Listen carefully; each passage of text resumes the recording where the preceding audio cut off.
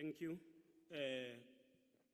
Comrade Provincial Secretary of the ANC, was also a program director, Comrade Mtumsen Tuli, the former president of the ANC and our republic, former President Comrade Mbeki, the member of the National Executive Committee and the Deputy Minister, Comrade Noktawe Mafu, the leadership of the ANC in Kwazulu Natal, as well as other structures, the leadership of the South African Communist Party, COSATU and SANCO, the leadership of the ANC Women's League, Youth League, the Veterans League and the Young Communist League,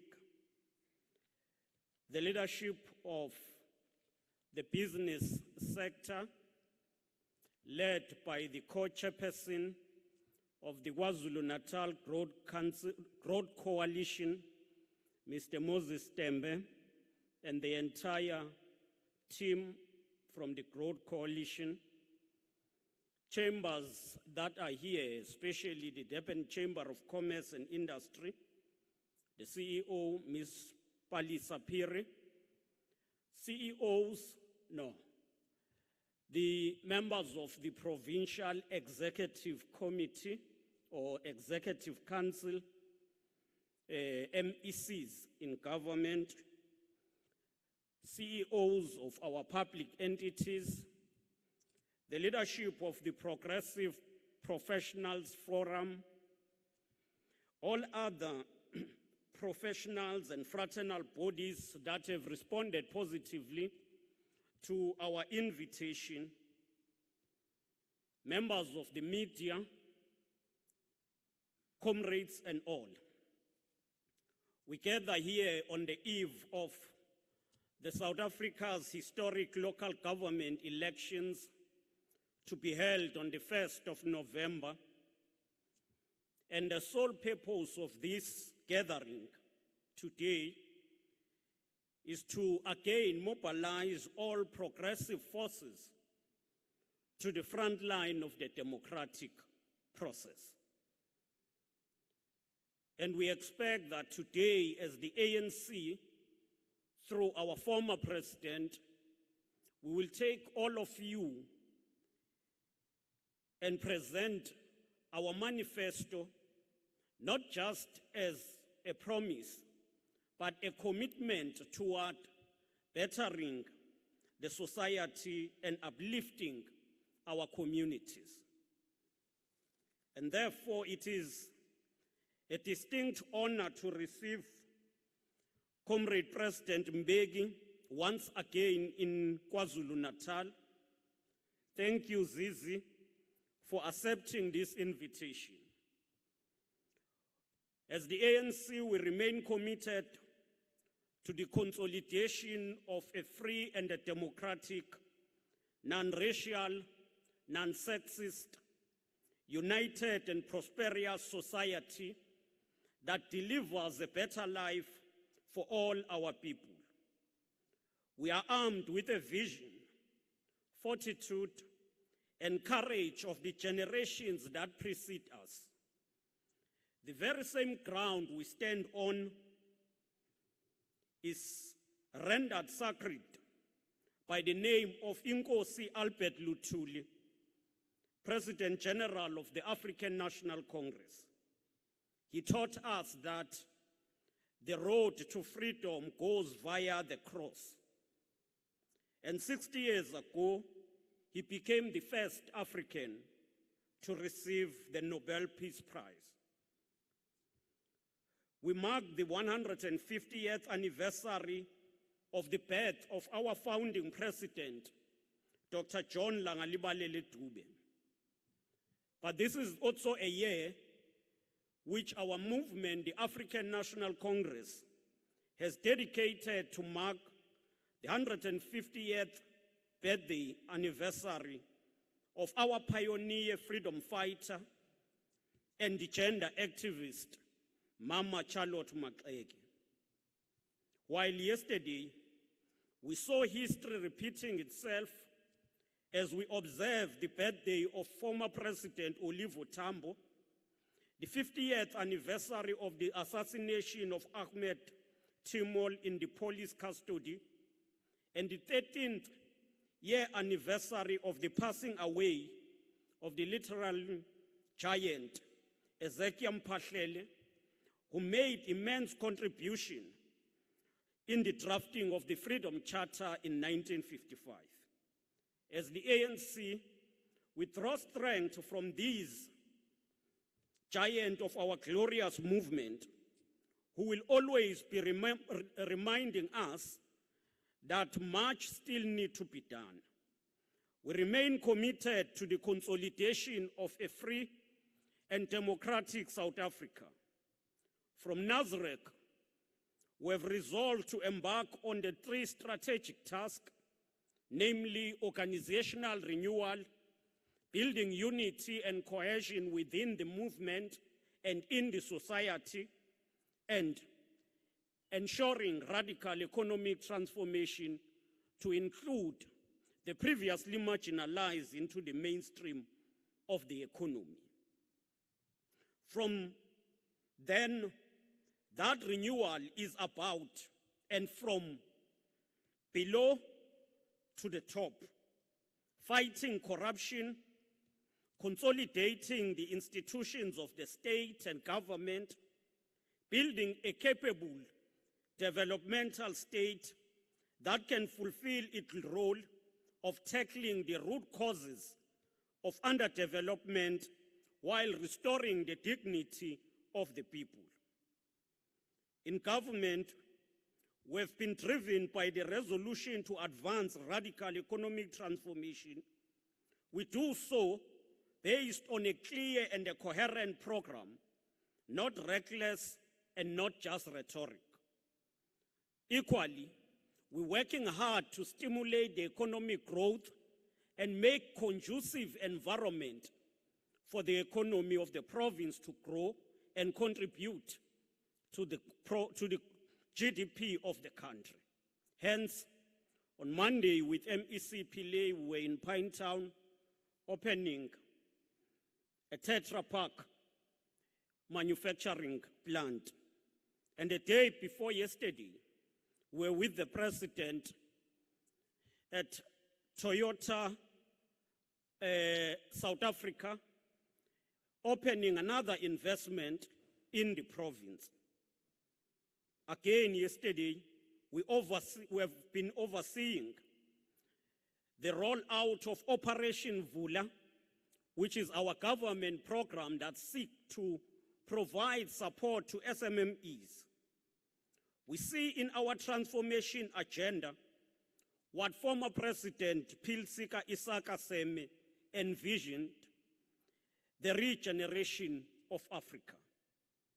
The engine room of that renewal, that revitalization, that regeneration will be you, the young professionals who are gathered here, the business sector, various members of NGOs, the academia, and all who must contribute in the socio-economic emancipation of our country.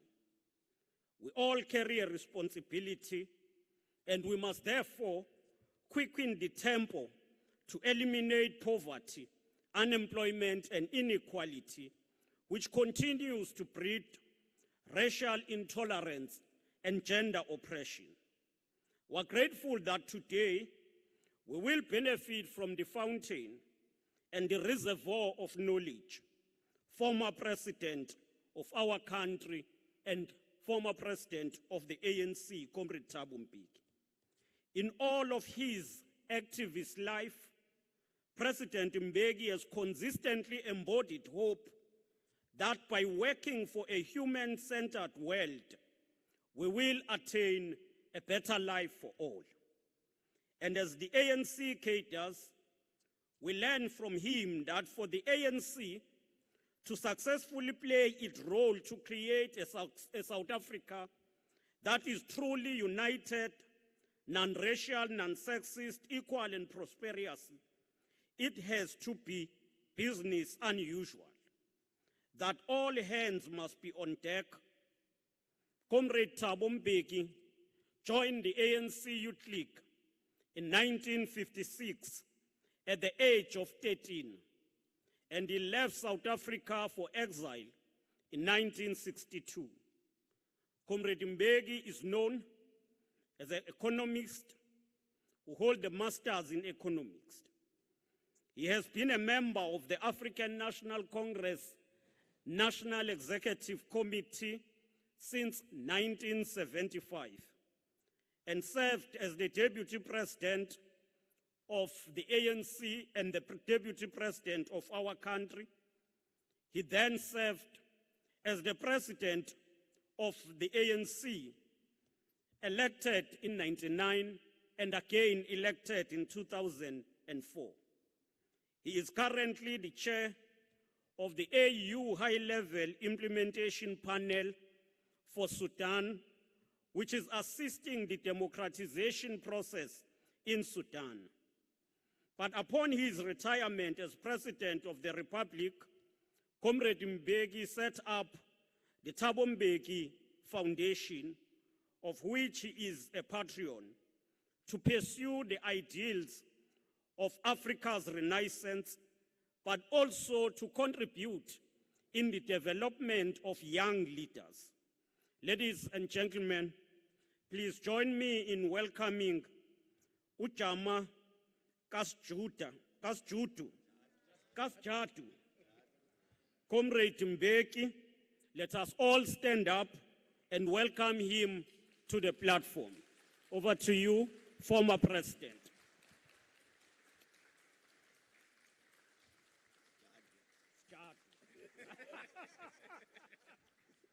Thank you. Thanks. Are you going to do it there?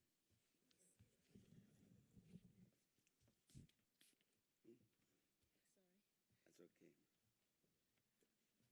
Thanks. Please, let's sit down.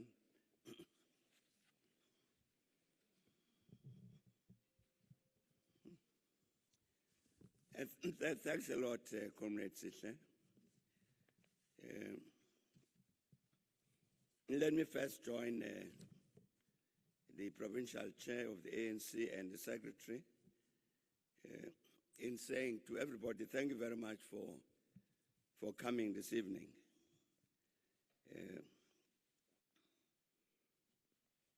I hope we can have a bit of a conversation among ourselves about some of these challenges which face our country. And so I'll try not to be too long so that we do have a bit of time for the interaction which the Comrade Provincial Chair spoke about. But I think let me start by saying I think all of us are of one mind about a number of things. One of them is that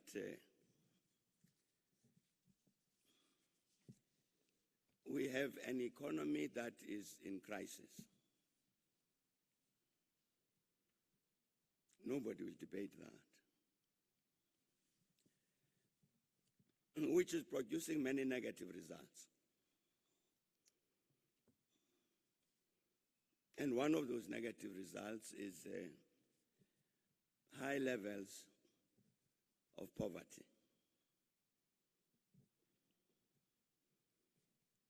which of course means also high levels of unemployment,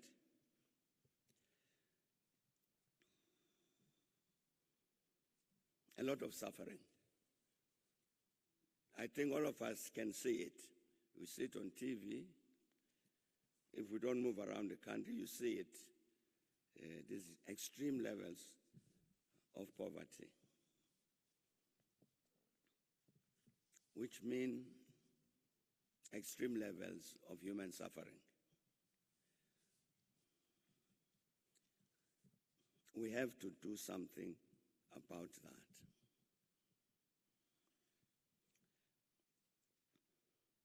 I think we also see that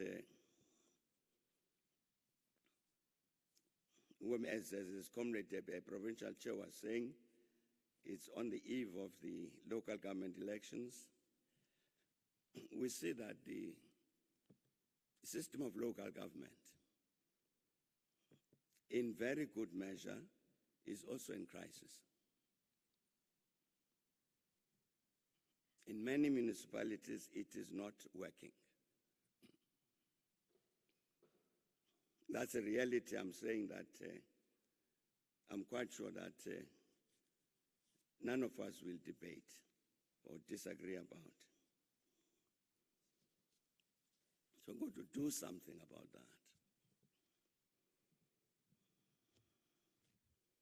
that. Because we see the consequences of it. You know, when you hear the stories and you see the pictures, when people talk about raw sewage drifting down their roads and streets, and the terrible smell, and you can't breathe.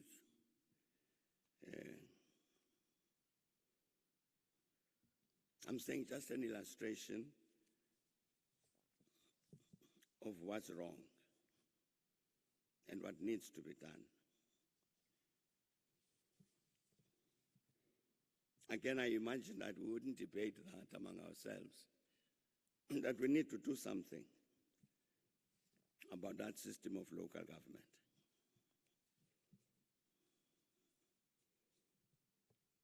I think we'd also not disagree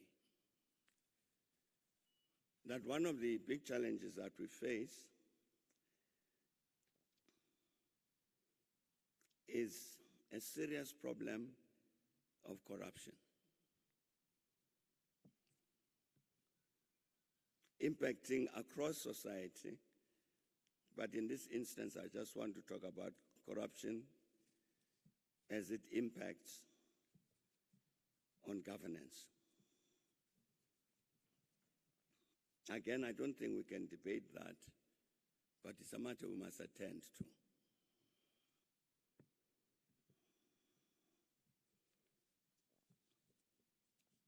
It has very, very direct relevance, as all of us know, to the matter about how our national resources are being managed and what is being done in terms of producing a governance system which truly addresses the interests of the people.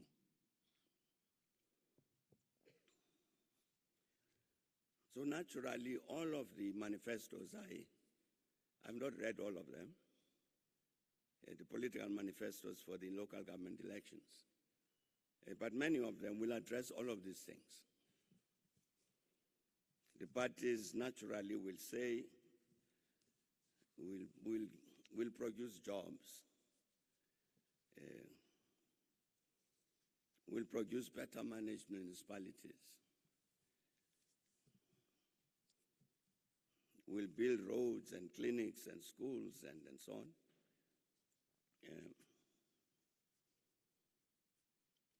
We'll end corruption.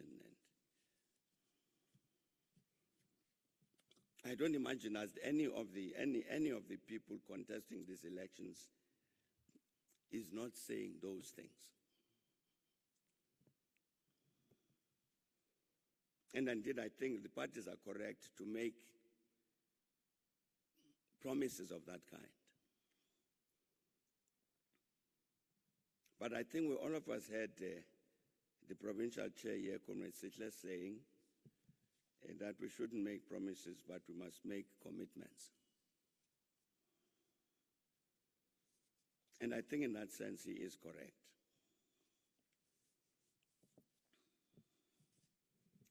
To start with the economic one, the fact of the matter is that the promises we all make to build roads and schools and end the bucket system and create jobs, and it requires resources. in a situation, as I was saying at the beginning, in which we have an economy that's in crisis.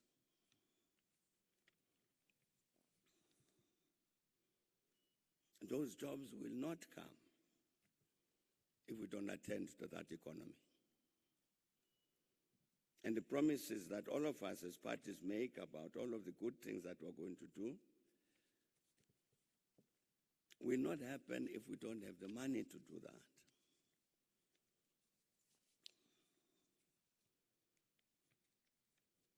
And so let me read a commitment which the ANC makes in that regard. I'm sure you'll have seen this in the manifesto of the ANC. And it says, we must urgently finalize the social compact between the social partners to achieve our country's fundamental social transformation, to reduce and eradicate the plague of unemployment, poverty, and inequality. We must urgently finalize that social compact to produce those outcomes.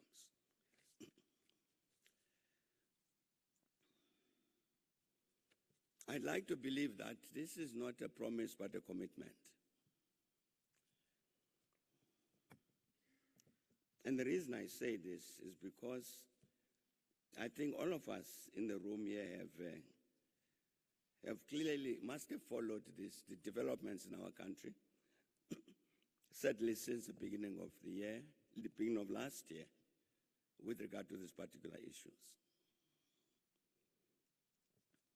Because part of what happened, which I thought was very, very positive, was that as a result of the impact of the COVID-19 pandemic, I think for the first time since 1994, we had what this document talks about the social partners, the manifesto of the ANC talks about. They began to speak with one voice about one thing, to say it was critically important that as social partners we must get together, elaborate an economic program, reconstruction and recovery program, which will be binding on all of us to address these issues, unemployment, poverty, inequality. You have business saying that, you had government saying that, you had labor saying that, you had civil society saying that. Especially prompted by the impact of that pandemic, which was highlighting all of these faults, the structural faults in our society. I would like to believe that all of you would then have seen that in September last year, the presidency, government presidency, issued a statement to say, indeed, the social partners had got together and agreed on a common statement in terms of what needs to happen with regard to this economy.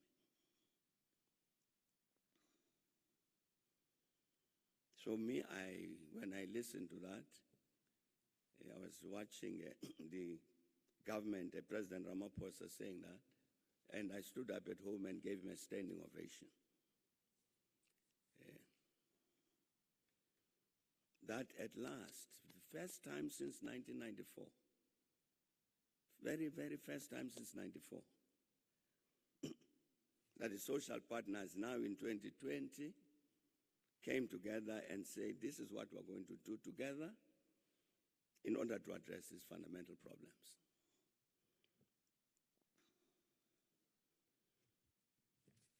I thought they were making a commitment, not making a promise.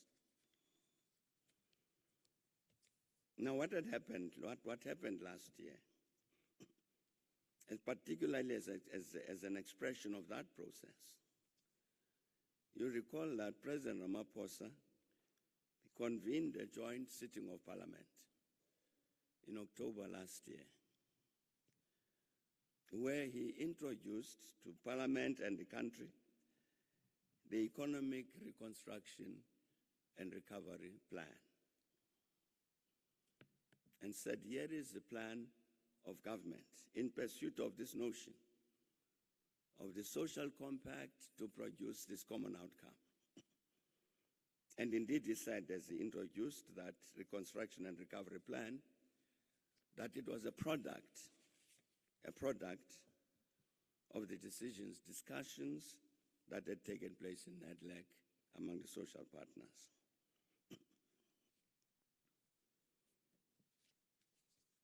I hope everybody has seen that plan. What it says and what it thinks, what it proposes are the principal issues that needed to be attended to in order to achieve this economy that it visualized. So I shan't talk about that because that would take a lot of time.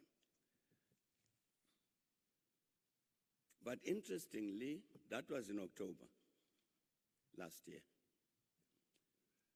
Interestingly, in July last year, this one of the social partners, that is business, had also produced, what's happening to the volume is becoming too much. Business had produced their own economic recovery strategy.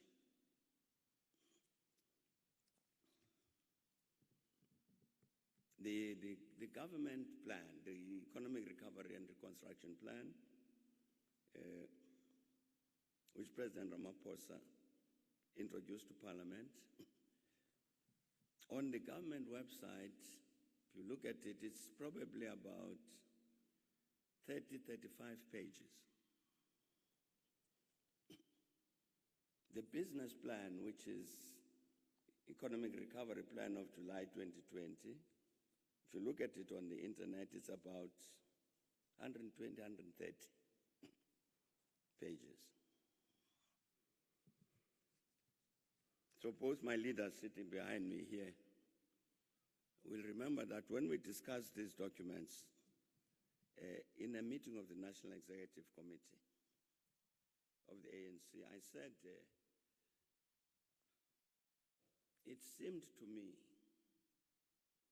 that what we had here in these two documents was a vision, a very good vision. Where do we want to go and what buttons should we touch in order to get this country's economy where we want it to be? It's what President Ramaphosa did, quite correctly. This is the vision.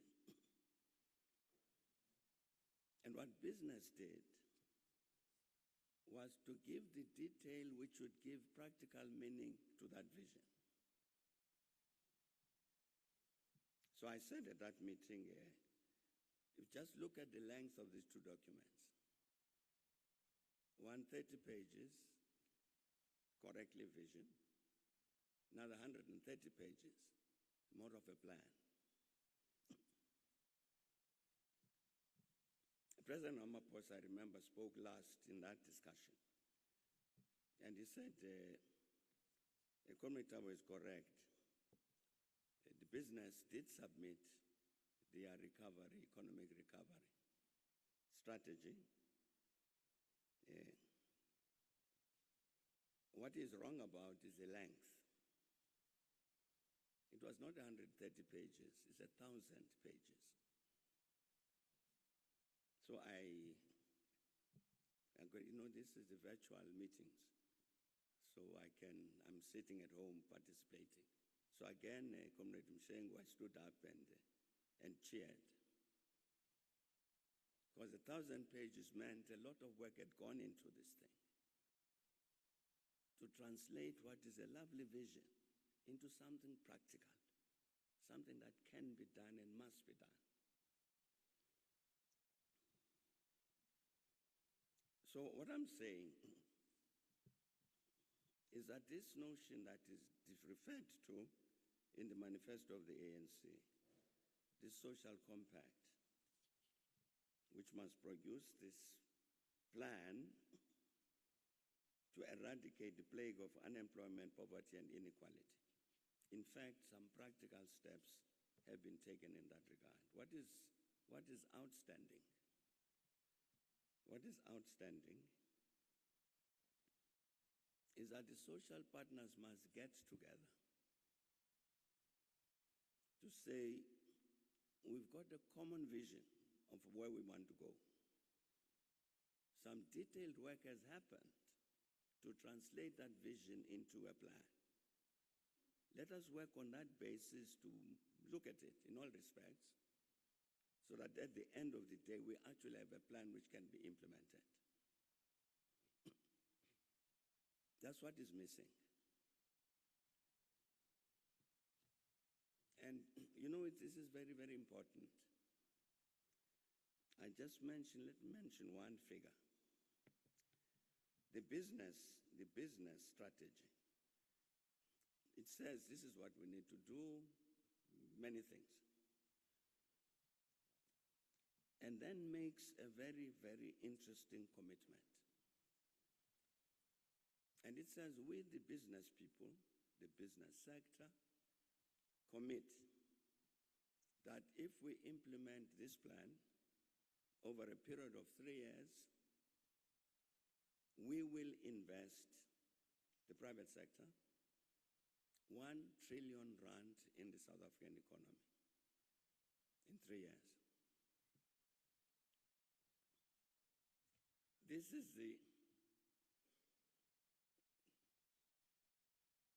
there's a cell phone there that is also talking.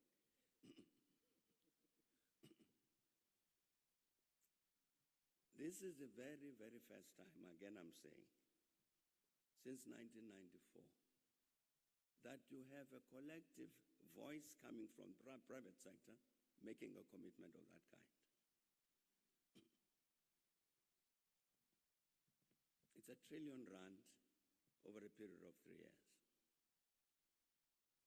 And they actually even explain where the money will come from.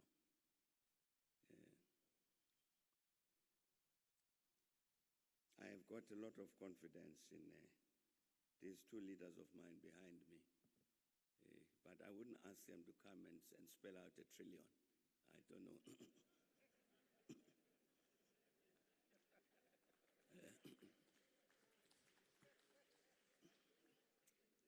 That's a lot of money, but it's an extraordinary commitment. I'm saying it's for the very first time since '94. Of course, that plan, the business one, says over that 3 years,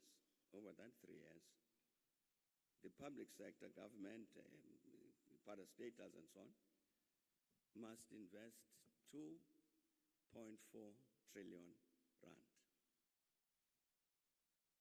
So they are proposing that over the next 3 years, the 3 years of that particular plan, they should be invested in the South African economy 3.4 trillion rand. We haven't had that kind of investment in this economy over a short period of that kind. And it explains where the public sector would get that money from.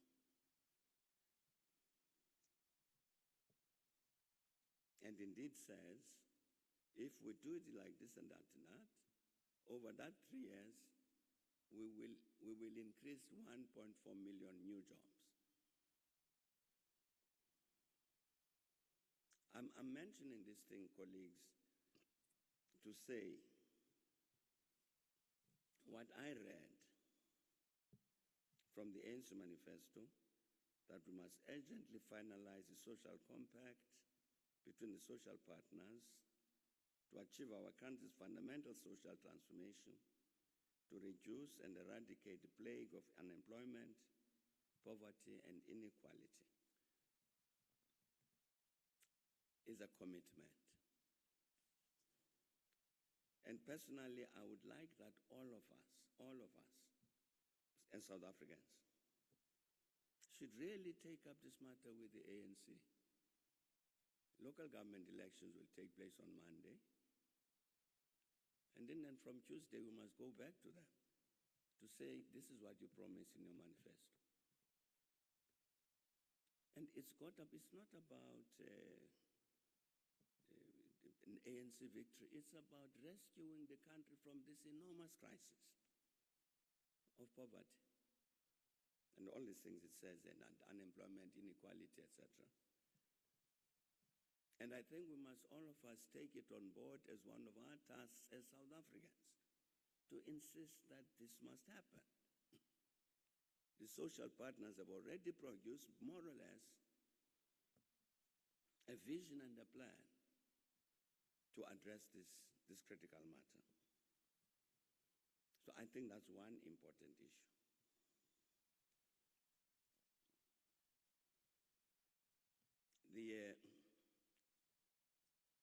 You will have seen that the ANC, in the process of selecting its candidate councillors this year, it took a correct decision, I think, to ask the communities to help. Say, communities, please, can you help us? Who among us do you think would be the right person, whom you trust, you got confidence in them that they will, etc. And indeed, in many instances, this is what happened. There are some, 1 or 2 or 3 or 4, 10 other instances where things didn't go quite right. But I think that's a minority of instances. So it was a positive thing. But I think that is half of the story. The other half of that story is that the reason that became important is because the structures of the ANC at that branch level became too weak to be relied upon to produce the kind of candidate that is needed. Where you have an ANC branch that is not working with the people, it's not active, it's not engaging the people, and it's not helping them to, etc. Of course, in the end, that ANC branch will not be able to tell you accurately who's the best candidate for this branch.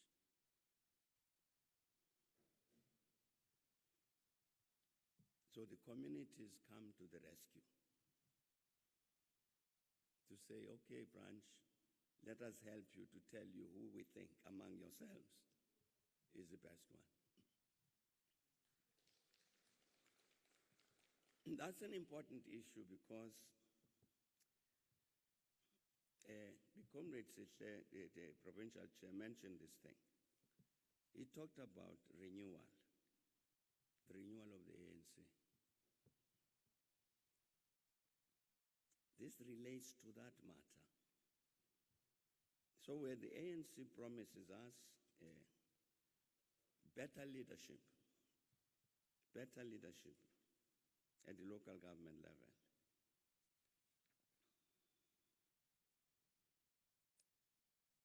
it arises out of that commitment of renewal. Comrade Program Director, I hope I'm not going to speak too long. Since I've got, I can quote these things here. A statement that is made by Nelson Mandela, the President of the African National Congress in 1997, at the National Conference of the ANC then. And he says, I'm not quoting him directly, but this is what he means. He says that the ANC is changing in a negative direction. Because since we joined government, there are people who are joining the ANC not because they believe in ANC policies or its values or anything like that, because it's a route to power and the abuse of power for self-enrichment. That was in 1997. Nelson Mandela's, what is called a political report to the National Conference of the ANC that year. That message has been repeated by the ANC since then. Up to the last national conference in 2017. Same message. Over a period of 20 years. And the reason for that is because in truth, we in the leadership of the ANC did not know how to deal with this problem. As Mandela said then, we must take steps to make sure that we keep these people, this kind of person out of the ANC. These are not ANC people. Let's keep them out, otherwise the ANC is going to die from inside. But the problem is Thabo Mbeki comes to Sihle's Galala here and says, I love the ANC, viva ANC, viva. And I also add, viva Sihle, viva. Yeah. And I recite the Freedom Charter, and I even demonstrate to him how much I can toy. And Sihle will say, what a good comrade.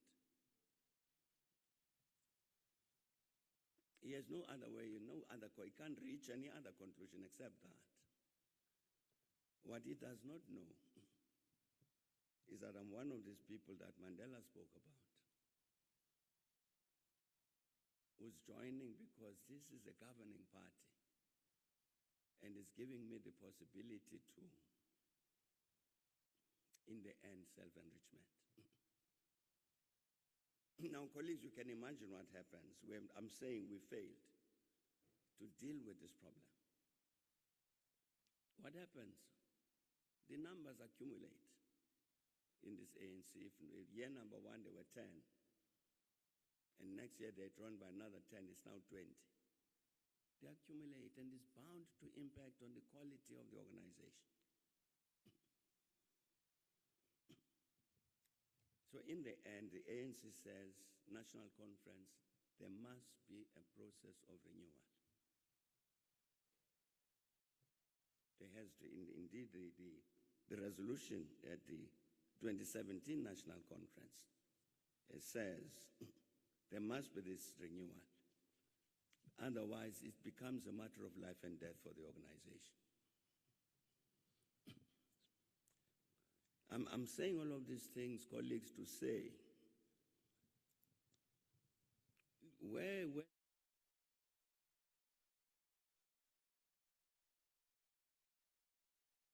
we're going to fight corruption, we are going to improve governance, and we apologize for all the wrong things that they've done in the past. It must be on the basis of something. What Sihle's Galala was saying, this must not be a promise, it must be a commitment. And what makes it a commitment is that I think the ANC has understood that even if it wants to survive itself, it has to renew itself. You read those resolutions of the last national conference. We talk, it says the ANC is losing respect. Capacity to lead the country is disappearing. I'm saying these matters about governance, about fights against corruption, to translate from a promise into a commitment must mean a commitment to do this renewal, which is mandated, authorized, demanded by the National Conference of the ANC. So, and I'm quite sure that the ANC must show that publicly, that it is actually renewing itself. It owes itself to itself because that's the resolution it adopted, but it owes it to itself in order to survive. But that is what, that renewal is what will give the country the kind of persons that are required in the system of governance. the sort of people who don't stand to be candidate for this and that and the other in order to steal, but really genuinely, seriously to stand because I want to serve the interests of the people. I'm saying that I think that there are commitments that have been made by the ANC, even outside of the local government elections. And I think as a country, we owe it to ourselves as a country to say, you ANC people must attend to this. National government is predominantly ANC, provincial government is predominantly ANC, local government predominantly ANC. And if the ANC does not correct itself in that context, then at all of these levels, we're in trouble. The country is in trouble. The last point the Comrade Program Director must make is we also need to look at the system of local government. I think there might be people who are more and more educated about this than I am, but I think we've got something like 278 or thereabouts municipalities, the majority of which, 225, 200, somewhere there, are local municipalities. Then 44 are district municipalities and 8 are metros. I mention that because you will have seen that government has been talking a lot about a district development model.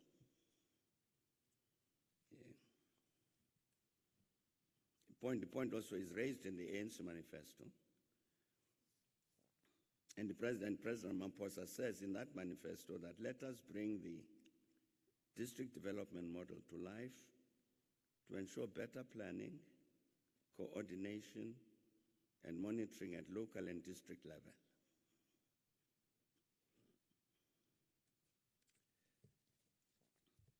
Because in terms of what he's saying here, that better planning, coordination, and monitoring and so on, the local municipalities are too small. You need these larger units.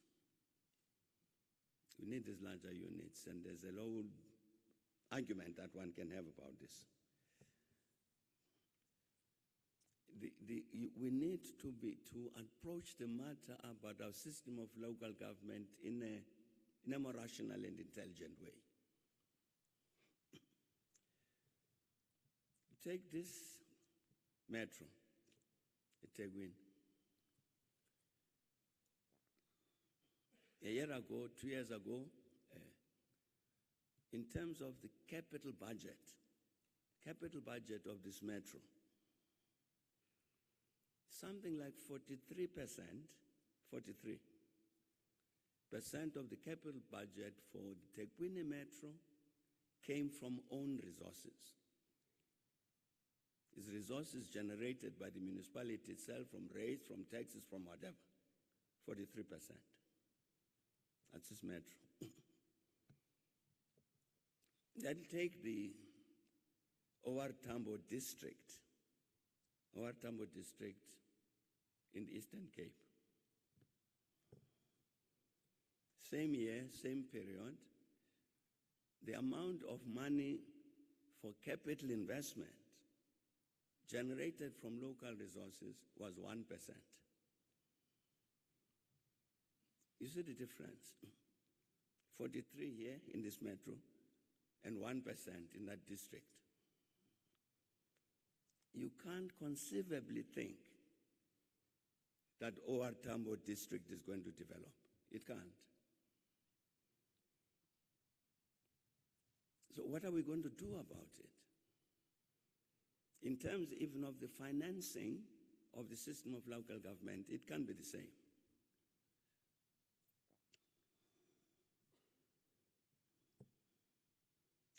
There's a proposal, for instance, that's been made, which I think is correct, that the Development Bank of Southern Africa is one of the major, apart from capital transfers from the national budget, one of the biggest financiers of local government is the DBSA.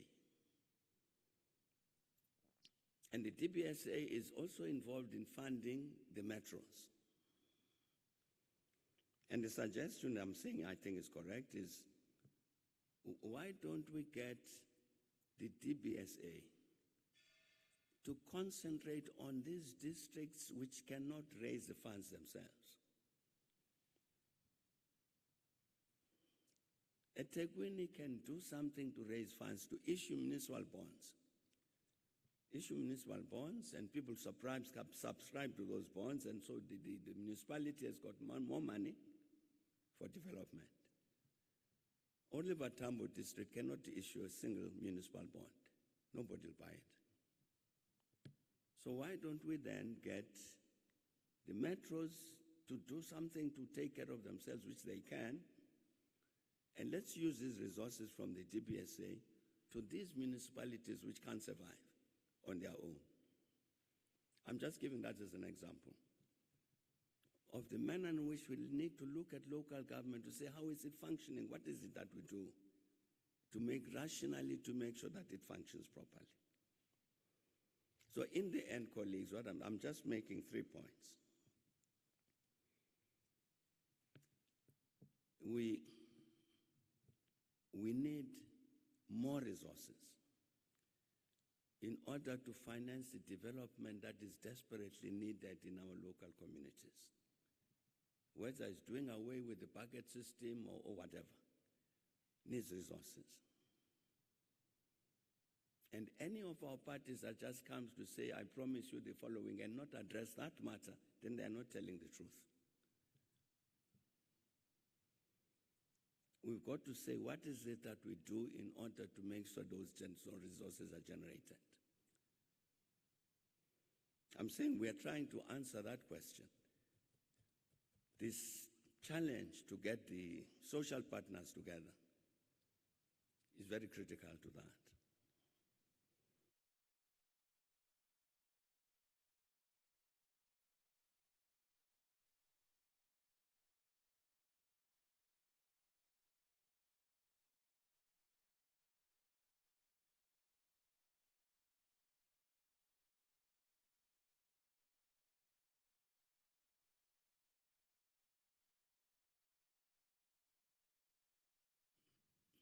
I'm saying a commitment has been made. Let even the ANC, I'm saying the ANC, even in terms of its own renewal, never mind being re-elected, it has to ensure that it renews itself, otherwise it will die. That's why it took the decisions that it took. And precisely because local government is face-to-face with the people, we've got to make sure that this local government actually functions properly. I used to say, let it say this, that I used to be President of the Republic many years ago. Indeed, as a President of the Republic, I could, if I'd wanted,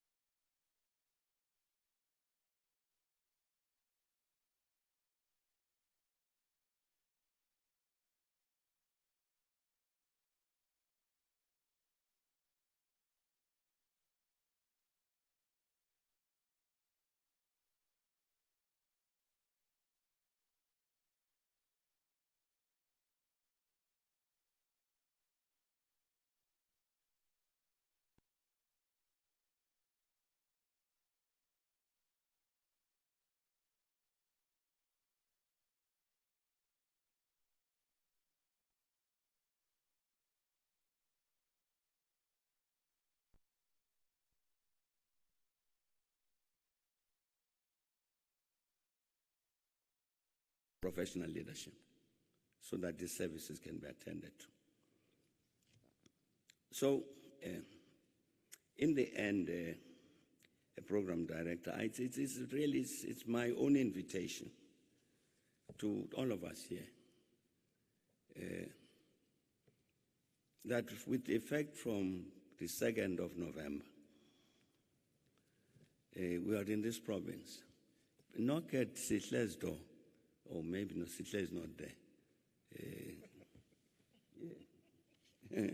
No, knock at Sitle's door, the provincial chair, and say, you know, we're at that meeting at the ICC, and you people made a commitment about the economy, about the quality of the political leadership in the municipalities, and the quality of the professionals in municipalities that are going to be there. And that will no longer allow us to be governed by people who don't have our interests at heart. You promised us all of those things. I'm saying come to him on Tuesday, on the 2nd of November, and say, please, can we see the results? I think we need that. I said last week, and people were saying that I'm talking nonsense. I was saying part of the reason why this is a common national task, this task some say, is because the ANC is too big to fail. And people didn't say, what the hell is that one talking about? I said that in 2008, during that financial crisis in the US, they said some of the banks that are in the US were too big to fail. And therefore they rescued them. And they were saying those banks are too big to fail because if this one big bank failed, collapsed, I'm saying by failure I mean collapse, it would affect the entire financial system. That's why they were too big to fail. You can't allow that to then affect the entire financial system. That's why I was saying that in this case, you have an ANC here which has got the political influence it has and the challenges it has, which it talks about itself, about corruption, about factionalism and all of that. If tomorrow the ANC collapsed, I'm saying failed in that sense, if it collapsed, the country will become ungovernable. That's why I'm saying it's too big to fail.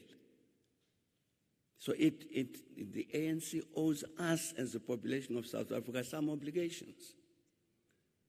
It can't sit in these dominant positions in the country and fail to address practically these various matters.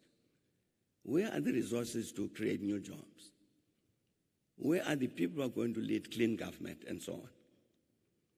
And that's why I'm saying that I think it's our common national challenge to come to the ANC on the 2nd of November to say you promised us the following things. Let's see what you are doing about them. Because, colleagues, just before I sit down, we're here in this particular metro, which went to a very terrible time in July, very bad. From the foundation, we said what happened here was deliberate, was conscious. It was not accidental, it was people who had a particular political agenda.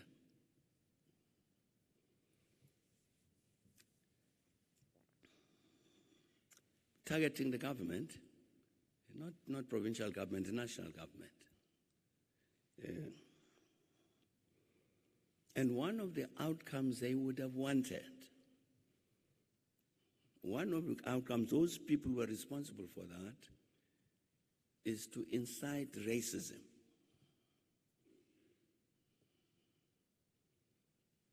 To incite racial conflict. So I keep saying to people that, the so many people got killed here. The people who are responsible for that thing, I would not have been surprised if they were involved in ensuring that that killing does take place.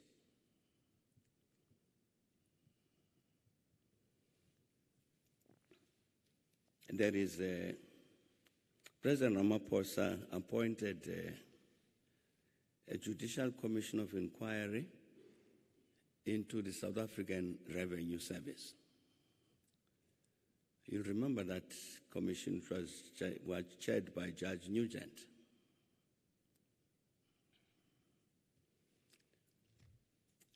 And one of the extraordinary things, in my view, that happens in the country is that nobody talks about that commission of inquiry in the country. We all talk about, quite correctly, about the commission into state capture, which indeed we must talk about that. But I'm saying we must also talk about this one. And the reason for it is because you had an extraordinary example of a process put in place deliberately to destroy the South African Revenue Service. I'm talking about a revenue service which accounts for 95-98% of state revenues. What Judge Nugent details is a deliberate process to destroy that institution. If it had succeeded, a democratic South Africa would collapse. So we have got to ask ourselves this question: who is this person who would take it upon themselves consciously to say the South African Revenue Service must be destroyed? The reason that commission was appointed is because that process of destruction was succeeding. And that is why you saw from year after year, the revenues that SARS was collecting were declining. And people were saying, no, but what has happened to SARS? It was so efficient. And that was the commission, that's why it was established. And indeed established exactly this point, that because of the process of the destruction of SARS, that's why the revenues were falling. I'm saying that we must not ignore this element. There are some people in our society who do not want this democracy to succeed. And one of the things they will do is to make sure that we fight among ourselves on the basis of racism. We've got to defeat that. Absolutely defeat that, because we can't allow ourselves to be divided on that basis in order to perpetuate apartheid. So in the end, I think let us all unite to make sure that these vitally important things do happen, so that we fish our country out of its crisis. But thanks a lot for listening.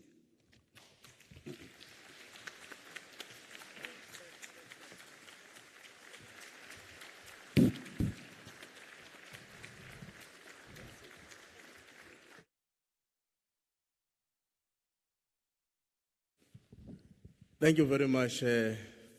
Thanks a lot, President Thabo Mbeki. Let's give President Mbeki a big round of applause.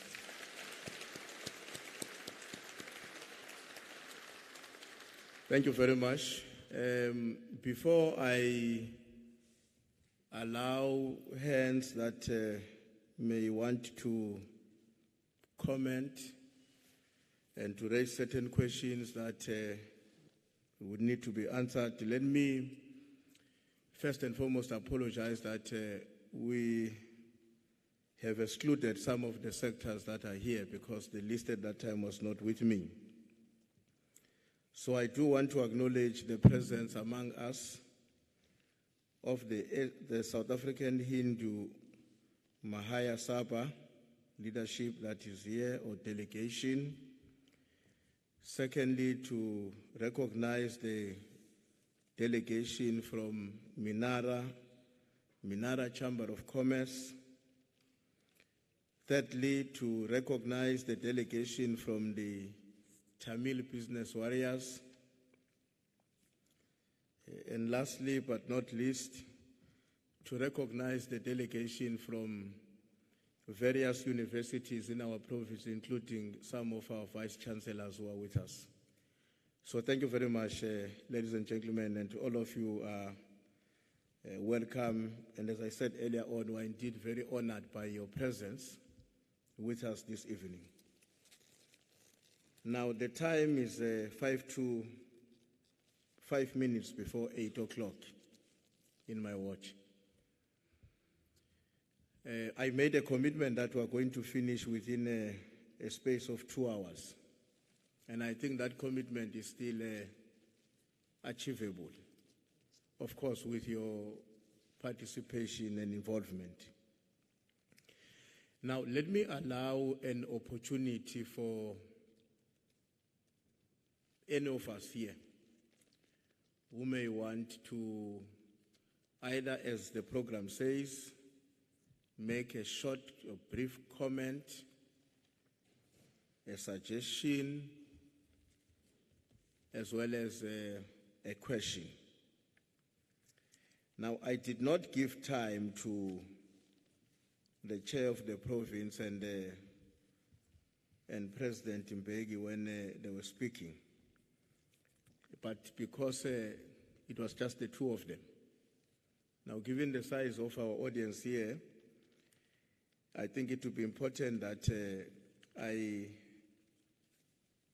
allow each one of you who has a desire to speak at least to make your points within a space of about 3 minutes, depending on the number of hands that we're going to have.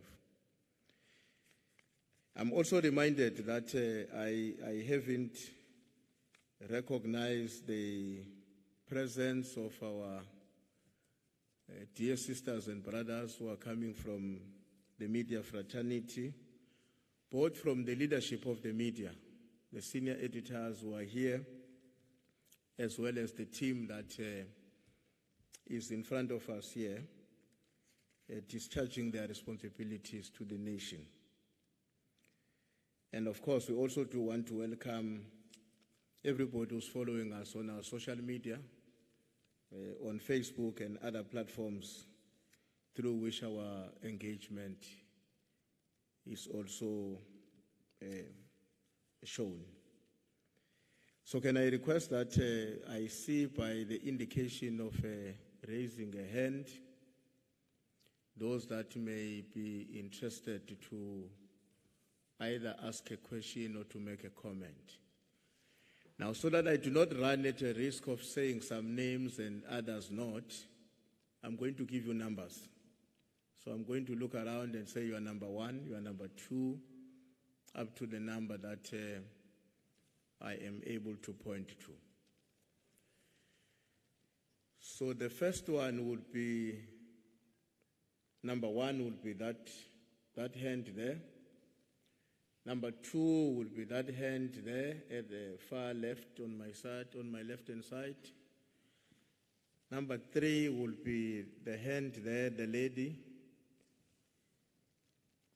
Number 4 would be the hand there. I think it's the only hand that is up there, which I can see at the moment.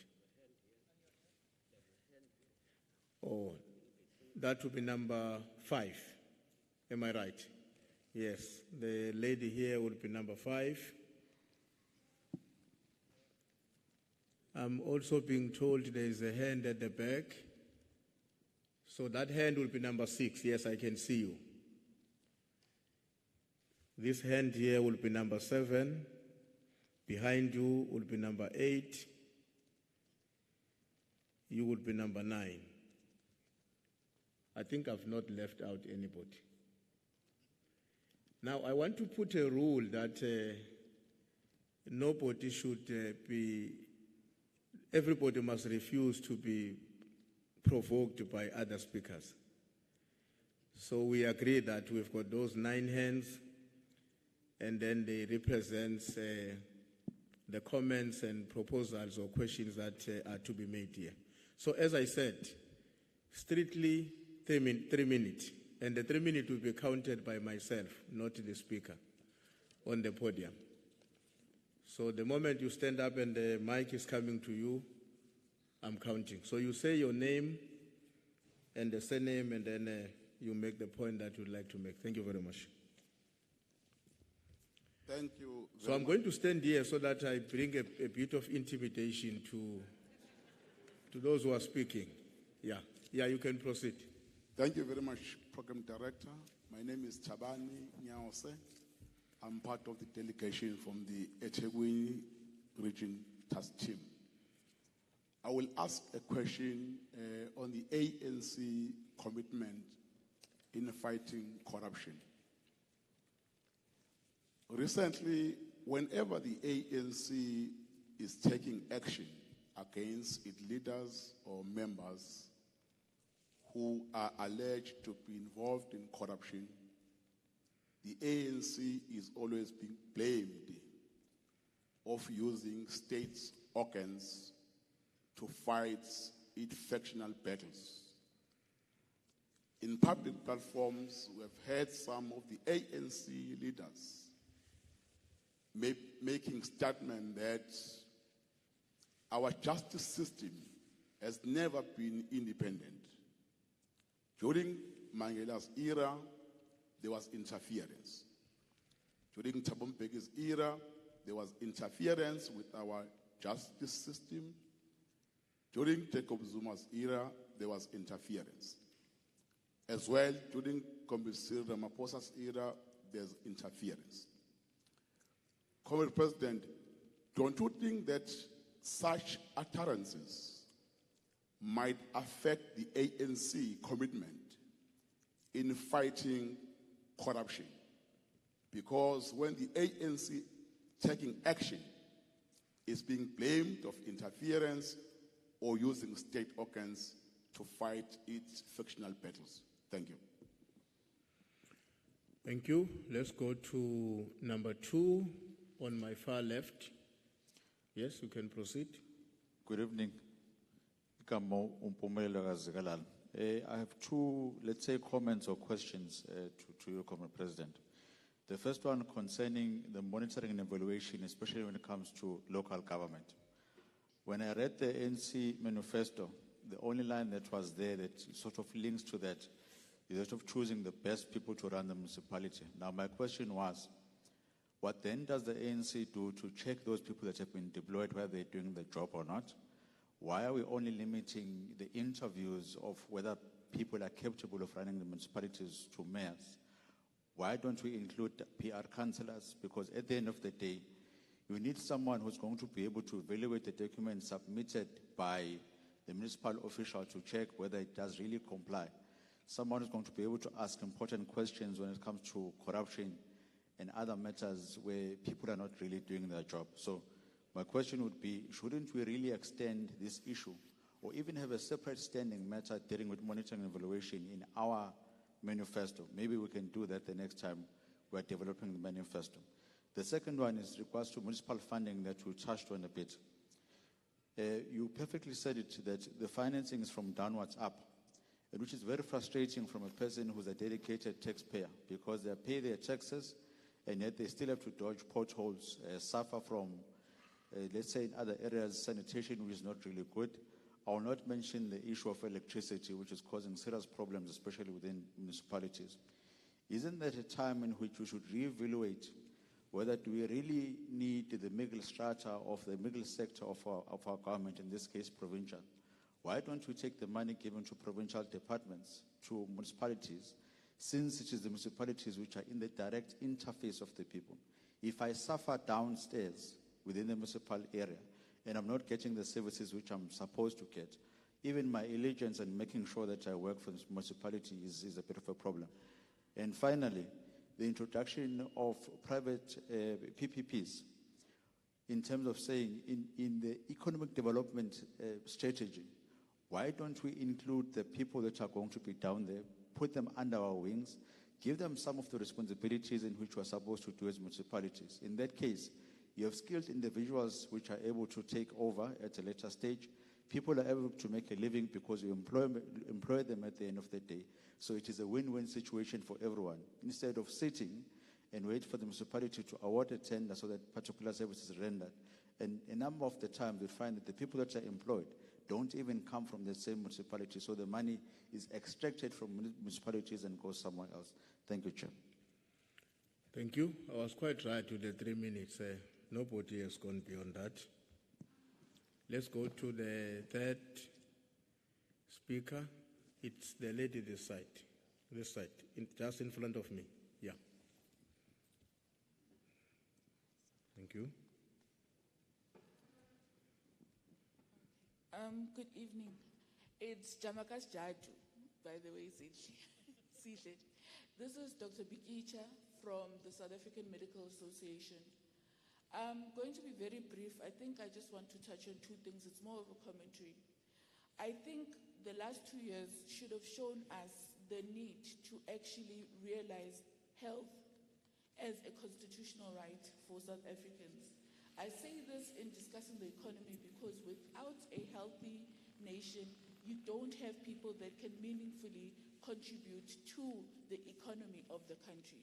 You then have an economy that is dependent on your indigents, on your grant receivers, and child-headed households. So something needs to happen to make health a reality. It needs to stop being a budget item. It needs to something that we make happen as the ANC. There is something else. I fight with my colleagues all the time, and I think this is something that we need to look at as the ANC. I know it's quite controversial right now, but what are we doing to harness the intellect of the professionals that exist within us? They come and they comment from the outside and can critique and tell you where you are going wrong, but nowhere do they come inside the house and use their skills to advance the ANC. Somewhere along the line, we need to discuss this thing. I know it's controversial, this Professionals League of the ANC, because we're seen to be creating an intelligentsia or elite. But somewhere we need to harness our own professionals and their intellect to develop this country, to develop the ANC, so that the policies and what actually needs to happen to make South Africa work comes from within. And we leave this thing of being, I want to call us armchair critics, but somewhere along the line we need to bring them back. Thank you very much. Let's go to number 4. Where was number 4? Yeah, right there. Thanks. No, thanks, Program Director. My name is Kumbuzo Mdlalose, the Provincial Chairperson of Kwazulu. I think we must welcome the address by the former President. Very informative and focused on the issues that affect local government and our economy.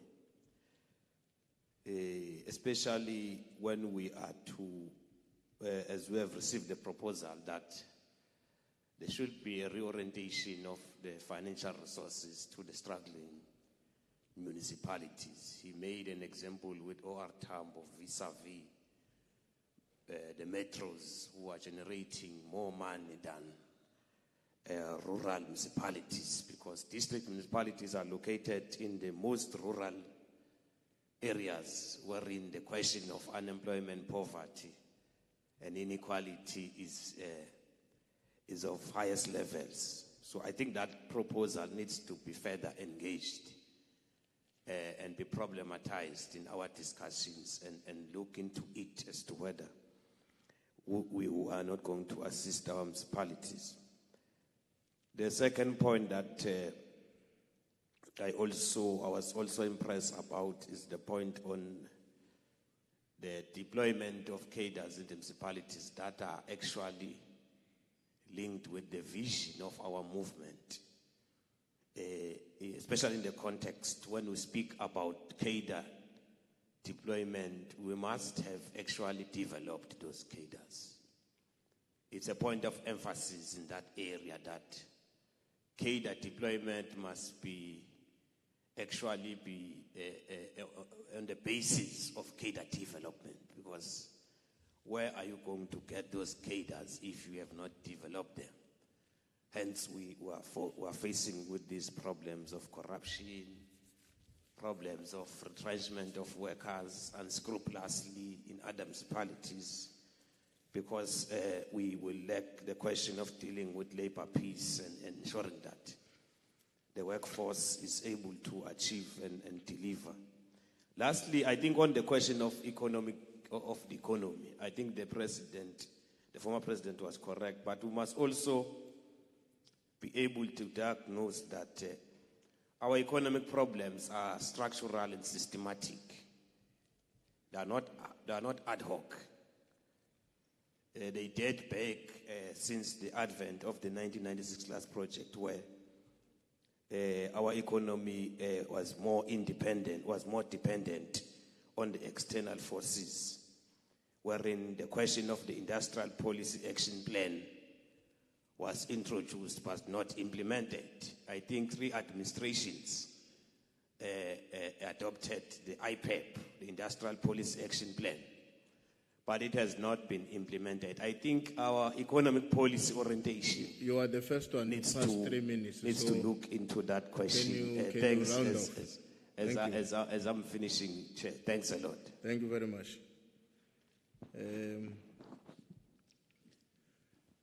I'm trying to be loyal to the commitment of 3 minutes. Because then I may be tested from here if we would be able to do these things outside. Can we move on to the next speaker? It was number 5 here, right next to me, I think. Then I'll go that side for 6 and 7, so as 8 and 9. Thank you.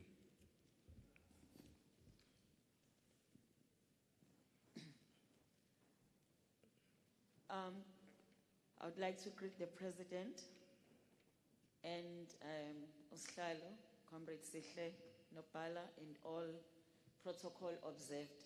I'm Nomo Sambata, the Provincial Secretary of the Progressive Professionals Forum. I think, Nopala, I've been mostly covered by other colleagues. But what has not been covered even by the presentation of the President, which I think is key and critical for us to realize this economic recovery plan that we are talking about. We have seen the devastating effects of COVID-19 in both areas of where our poor people stay, as well as in schools, where inequality has been obvious. I'm saying inequality has been obvious there, especially in education sector, because some schools have been faring well. They didn't feel the heat of COVID-19 because they were connected.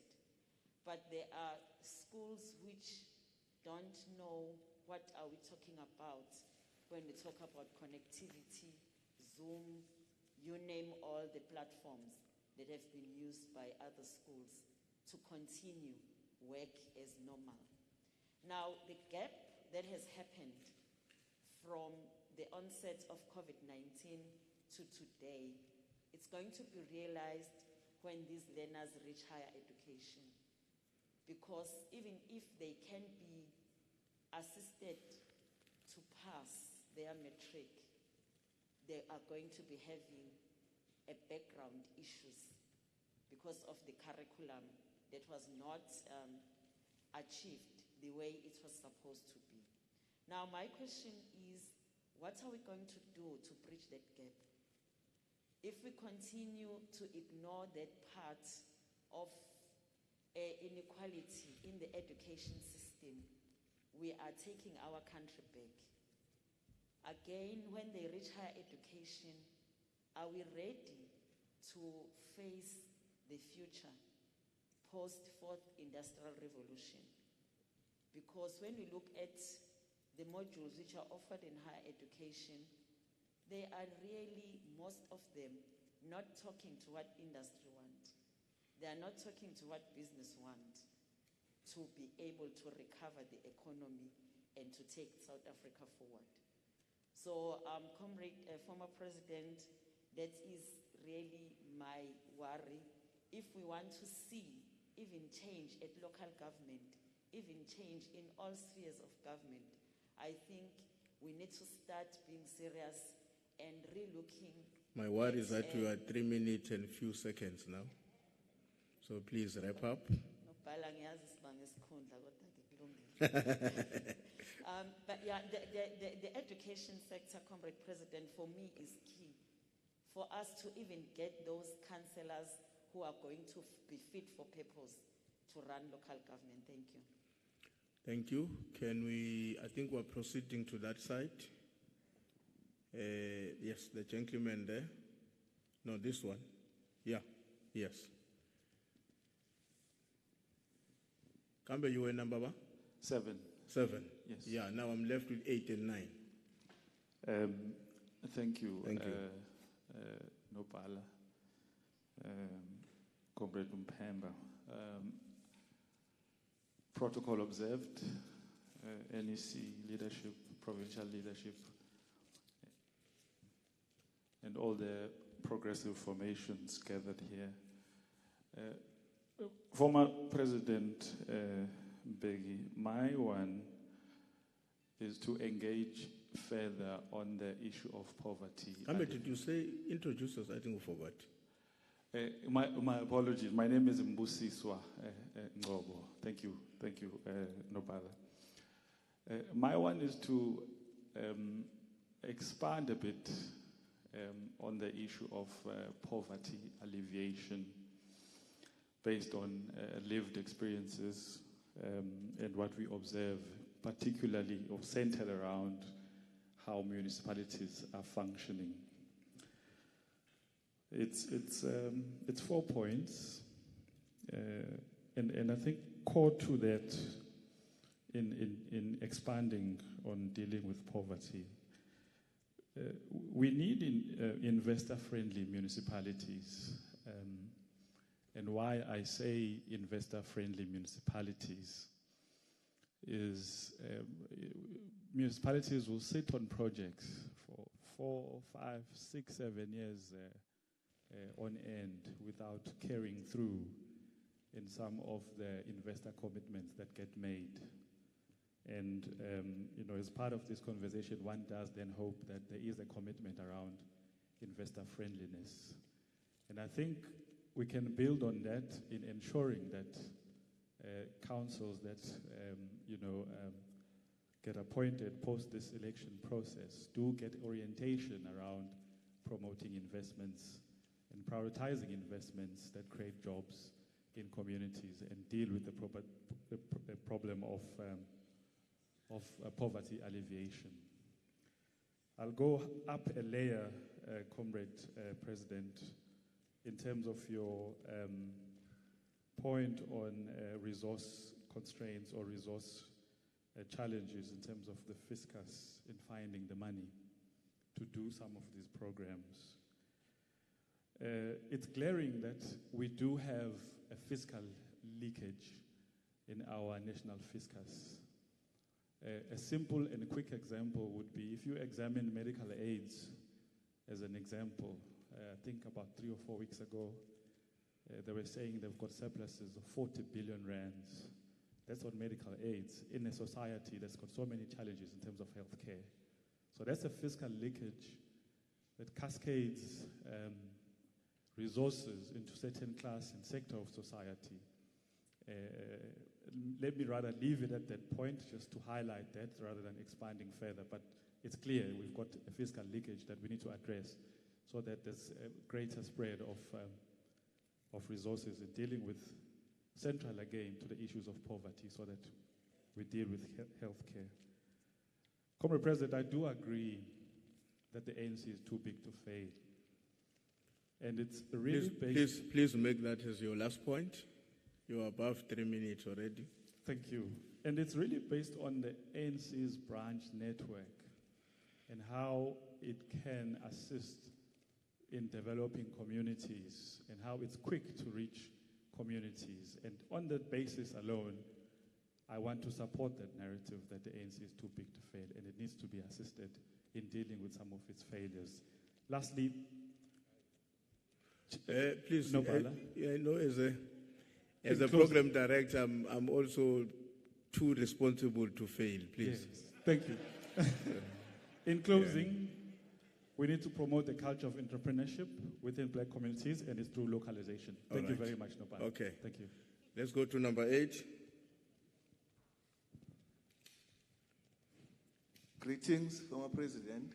I'm Boniseni Mbata in Athene, working at the Master of the High Court in the division of Kwazulu Natal. My question is centered around the political education within the ANC. How does the ANC broaden the scope of political education to ensure that a person who joins the ANC understands the basic fundamental principles of the ANC, vis-a-vis a person who just joined for the largesse and the material gains, to avoid these factional battles that are crippling the organization? You find a person that becomes a member of an individual within the organization. Because he loves this person, whatever he say or do, he'll just follow him and fail to understand why was the ANC formed and what does the ANC stands for. So how does the ANC broaden the scope of the political education to say a person who joins, maybe like in a place of employment, he goes through a process of 3 months to 6 months or even write an assessment to ensure that this person knows what does the ANC stands for. Thank you. Thank you. Let me go to my last speaker. Yeah. No. I think it's it's you. And then there was somebody there. Yeah. So you are one before the last. Thank you very much, Program Director. My name is Andy Lemchunu, the provincial organizer of the ANC Youth League. Greetings, comrade leadership, and greetings to President and the House. One, I want to make a few comments on what Comrade President has said. One, I wish to speak about the renewal of the ANC first, Comrade TM. Maybe before we even move, I wish to start by saying, what is it that went wrong? Because the reality is that when the organization degenerated, there were a lot of things that happened.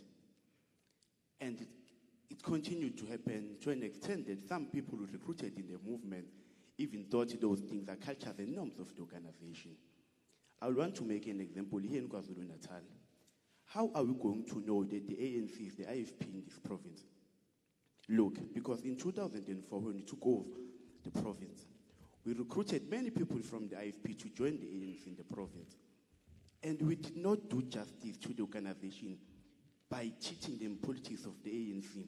We decided to put them in our own pocket.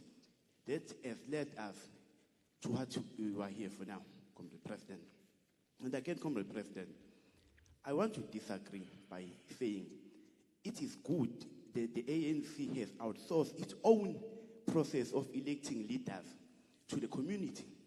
It is not correct, because on its own, it questions the state of our organization.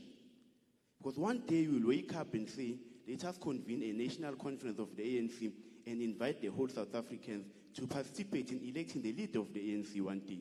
I think it is not correct. We need to go back and look at those things, Comrade President. And another thing, Comrade President, I fully agree with you when you speak about skilled leaders in our municipalities. You know what usually happened? And we must get rid of these things.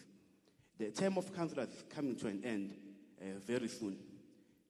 People who have been councillors will want to have posters in municipalities, create these posters. Then you'll have someone with a teacher's diploma being given a senior management position to manage engineers. How are we going to manage engineers with the teacher's diploma? It will lead for our municipalities to collapse. it will come to an end. Regardless, Comrade President, you must do those things. Lastly, we so wish our government, Comrade President, must allow us, Comrade Sihle, to allow the youth league to participate in the mainstream economy of this country. We so wish we will be included in this economy. Thank you very much.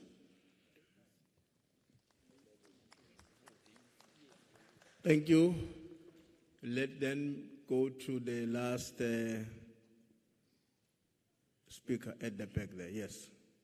Greetings, Program Director, the President, and the ANC leadership.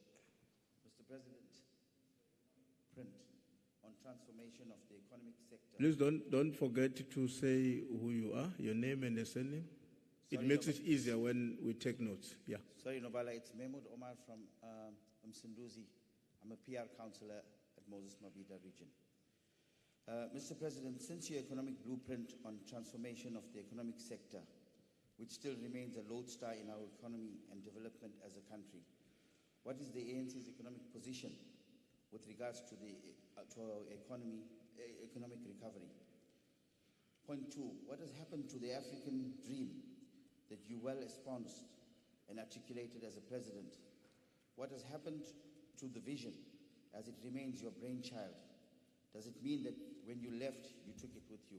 Thank you.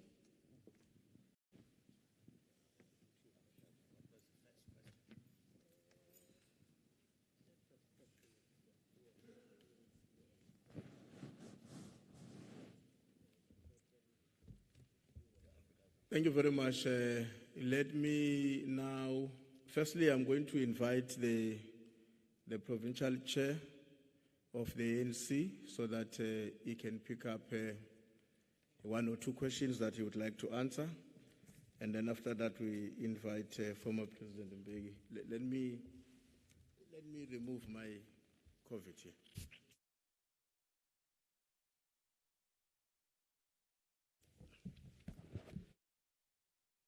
Thanks. And once again, let me join the comrades and colleagues who have appreciated the input by President Mbeki.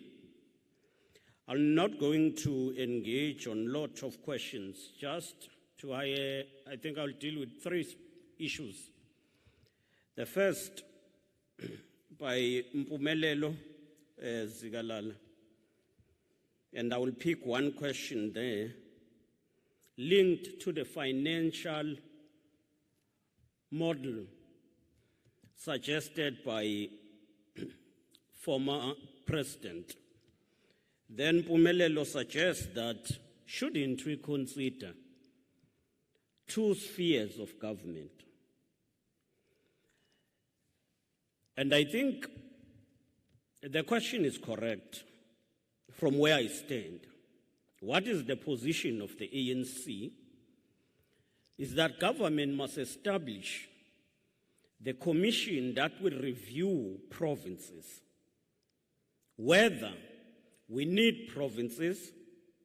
If we need them, do we need them structured as they are or not? So that is a work in progress. But the view of the ANC, just from the unbanning to negotiations, was that of having a central government and strong local government system.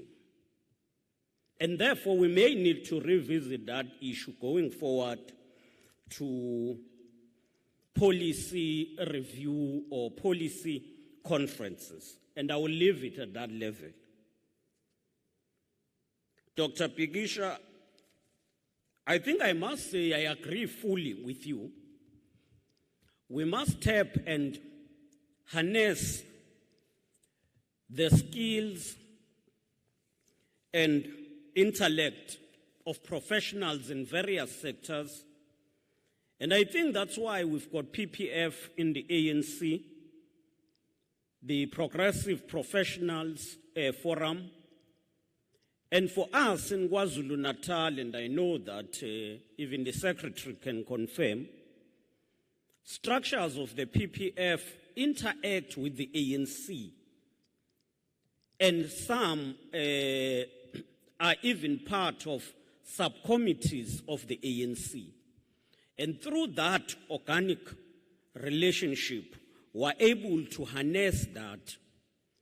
And we are able to harness skills even in government. And there is synergy. Whether you talk of our Provincial Planning Commission or you talk of the eThekwini Planning Commission, its composition will tell you that we try to maximize and harness the skills and intellect of our professionals, even if you talk of the state entities in the province. Now, the question that made me to come and respond was a direct one, and is the last question from Andile. Young people must be encouraged to become entrepreneurs, not just otatabeka, not just to deliver or to do this, even to participate in entrepreneurial skills. And that's why we encourage the 3 programs in Kwazulu Natal. The first program is that of the Black Industrialist.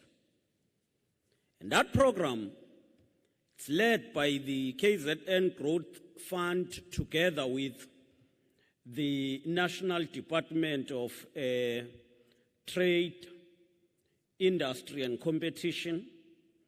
And I think young people can benefit in that Black Industrialist. But secondly, Kwazulu Natal was the first to launch a dedicated fund that supports young entrepreneurs. And it supported, in the first year, it supported not less than 53 entities owned by young people. And therefore, we must encourage young people to enter into the mainstream economy through those channels.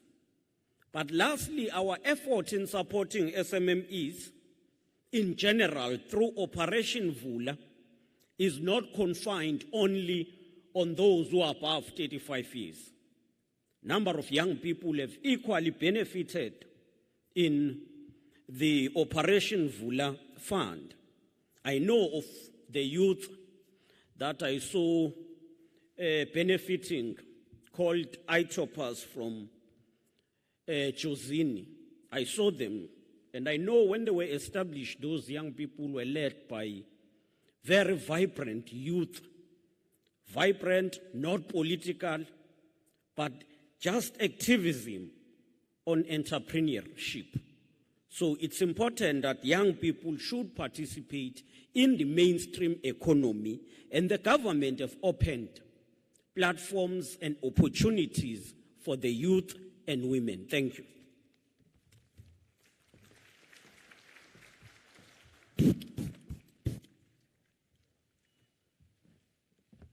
Thank you very much. Can I just indicate before I allow President Mbeki to come back, somebody has lost a bank card.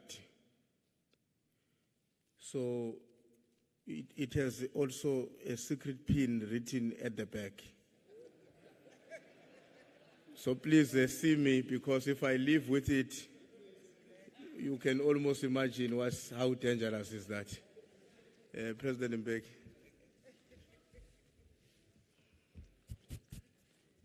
Oh, okay, there's a much more better one.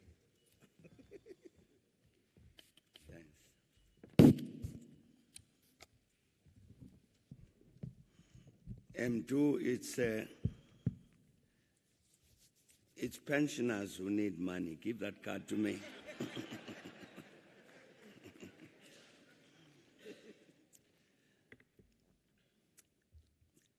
Before I try and deal with these questions very quickly, let me make an appeal. I mentioned 2 documents which are publicly available. That's a government document on economic recovery, economic reconstruction and recovery. It's on the internet, it's very easy to find. The second one is the business one, done by Business for South Africa, on the economic recovery strategy. And the recommendation I want to make is that can all of us try as much as we can to download those documents and have a look at them. Because I'm saying that in order to encourage us to engage those documents, and therefore to participate in this process of imagining a new South Africa, a changed South Africa. And we'd find that it actually enables us to intervene in a number of areas that have been raised during now, as colleagues were posing questions. For instance, one of the provisions there is that in terms of that plan that will come out of the social compact is that we must build a capable state. Otherwise, these plans that we have, economic plans, are not going to work. A capable state. Now, even the matter that is raised by our comrade, provincial chair, Comrade Sishle, responding correctly on the matter about the provincial government. They need to have a look. It arises even in that context. When we say a capable state, therefore capable of contributing to this process of the economic reconstruction and recovery of our country, what state is that? What role do the provinces play? What role do, and etc. So I'm saying that we can then make an input into that process.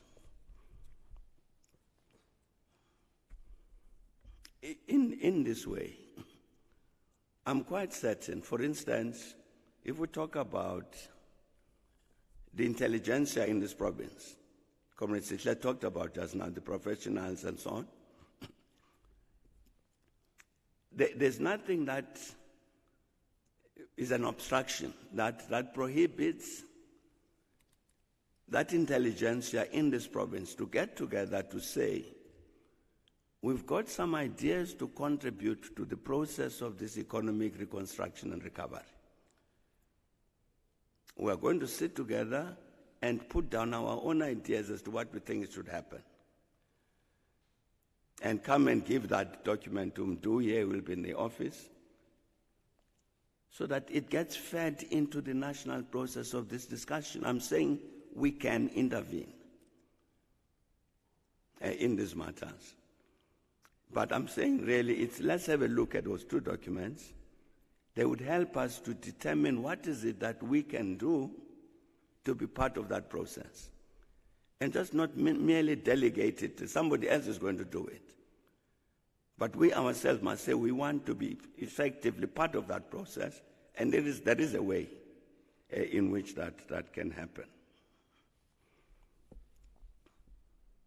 Maybe just to illustrate that particular point. I mean, as a foundation, we are an NGO, a non-governmental organization. But we're very, very concerned about this matter about these social partners don't seem to be acting together.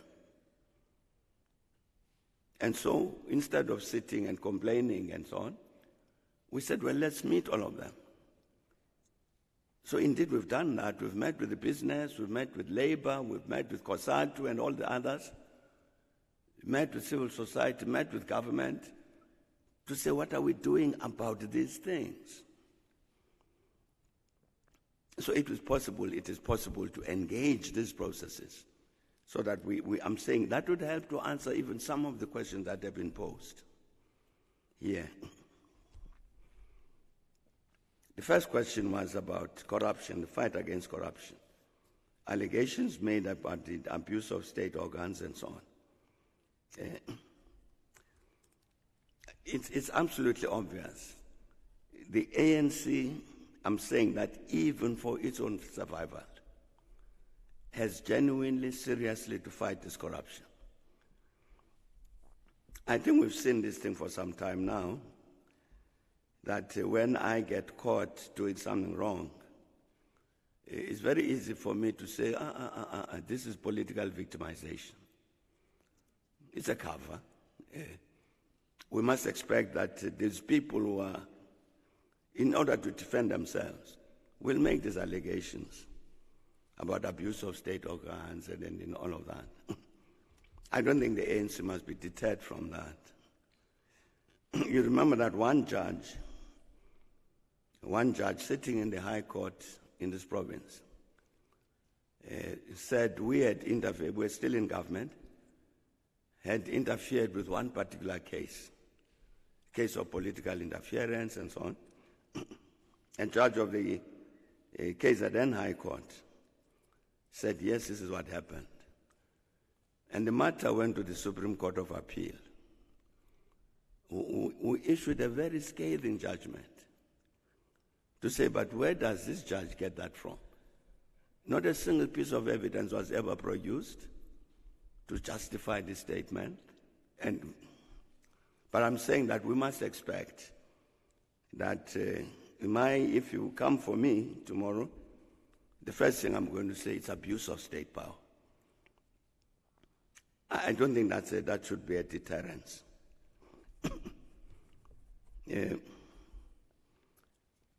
I think also we need to have some respect for the people who sit in our judiciary and so on, including the prosecutors. I don't think they are that easy to influence and therefore lose their independence. But I'm saying that in many instances, people who are doing wrong things, in order to avoid that matter being acted upon, will use this argument of abuse of state organs and so on. But the ANC should not be deterred by that kind of argument. Comrade Sihle has dealt with this matter which was raised, what do we do about, do we need provincial government and so on. I agree entirely with the point he was making, that needs a review. It's part of this process I was saying earlier of when we say a capable state, what do we mean? But I think what Sihle was saying is quite correct. The monitoring and evaluation system, which it's an old decision by government, that system, and you have a monitoring and evaluation structure in the office of the president, that thing needs to cascade downwards through all three spheres of government. Because indeed you are quite correct that once you say we need to sort out this political leadership of municipalities and the professional technical leadership, you've got to monitor that that's happening. You can't say since we've elected these people, therefore necessarily it'll happen. But I'm saying the decision has always been that system of monitoring and evaluation will escalate downwards. I hope that's what would happen. I agree entirely about the issue of health. Priority, yes. And indeed, I think in the context of this discussion of the national health insurance issue, it's been particular so that in that context we must discuss this matter. Where does health belong in the totality of all of this? But I agree entirely. And again, I think if you looked at these two documents I'm talking about, which are about generating wealth and how to use that wealth for what purpose, in this matter you'll find that it features within that context. But the thing is correct. They could focus on health. As is the matter, again, as Comrade Sihle said, the matter of harnessing our intelligentsia in a very systematic and correct way. And that is absolutely critical. I've had a complaint about this thing for many years, that in fact our intelligentsia in many instances has taken itself out of this process of social engagement about the transformation of the country. They stand aside there and they are observing and might want to say that we are the watchdogs or something. But it's absolutely vital that indeed our intelligentsia needs to engage in all of its echelons, needs to engage this matter about what's happening to our country. Somebody raised a question about education. Again, a very, very important observations with regard to that. It was raised in the context, for instance, of this digital divide, impact of COVID-19 pandemic, inequality, and so on. But this the education sector is one of the sectors that needs very, very, very serious discussion by this intelligentsia we're talking about, to engage this matter of education in its totality.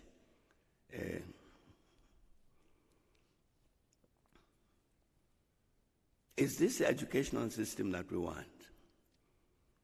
Is it producing the right results? You have lots and lots of young people, fortunately, who are now getting access to university education. NSFAS funds increasing, and in all this is a very good thing to improve that access. But what are these young people learning at universities? I used to be a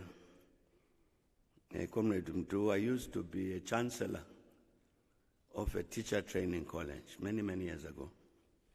I don't know why I agreed to do that, but I was. So I go to the teacher training college to hand out certificates at the end of the academic year. At the end of it, I speak to the principal and I say to him,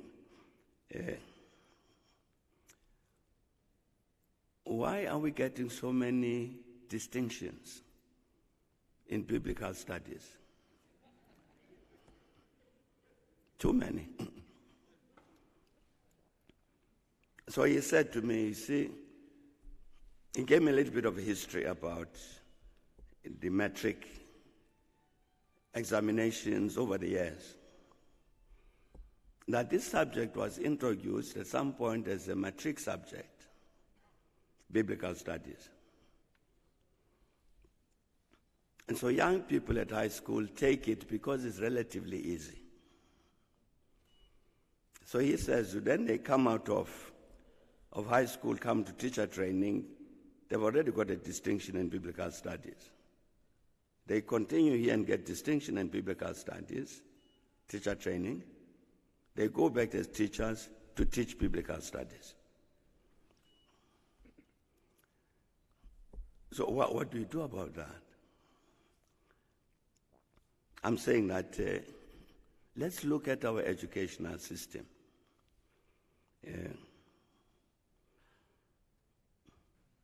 The schools,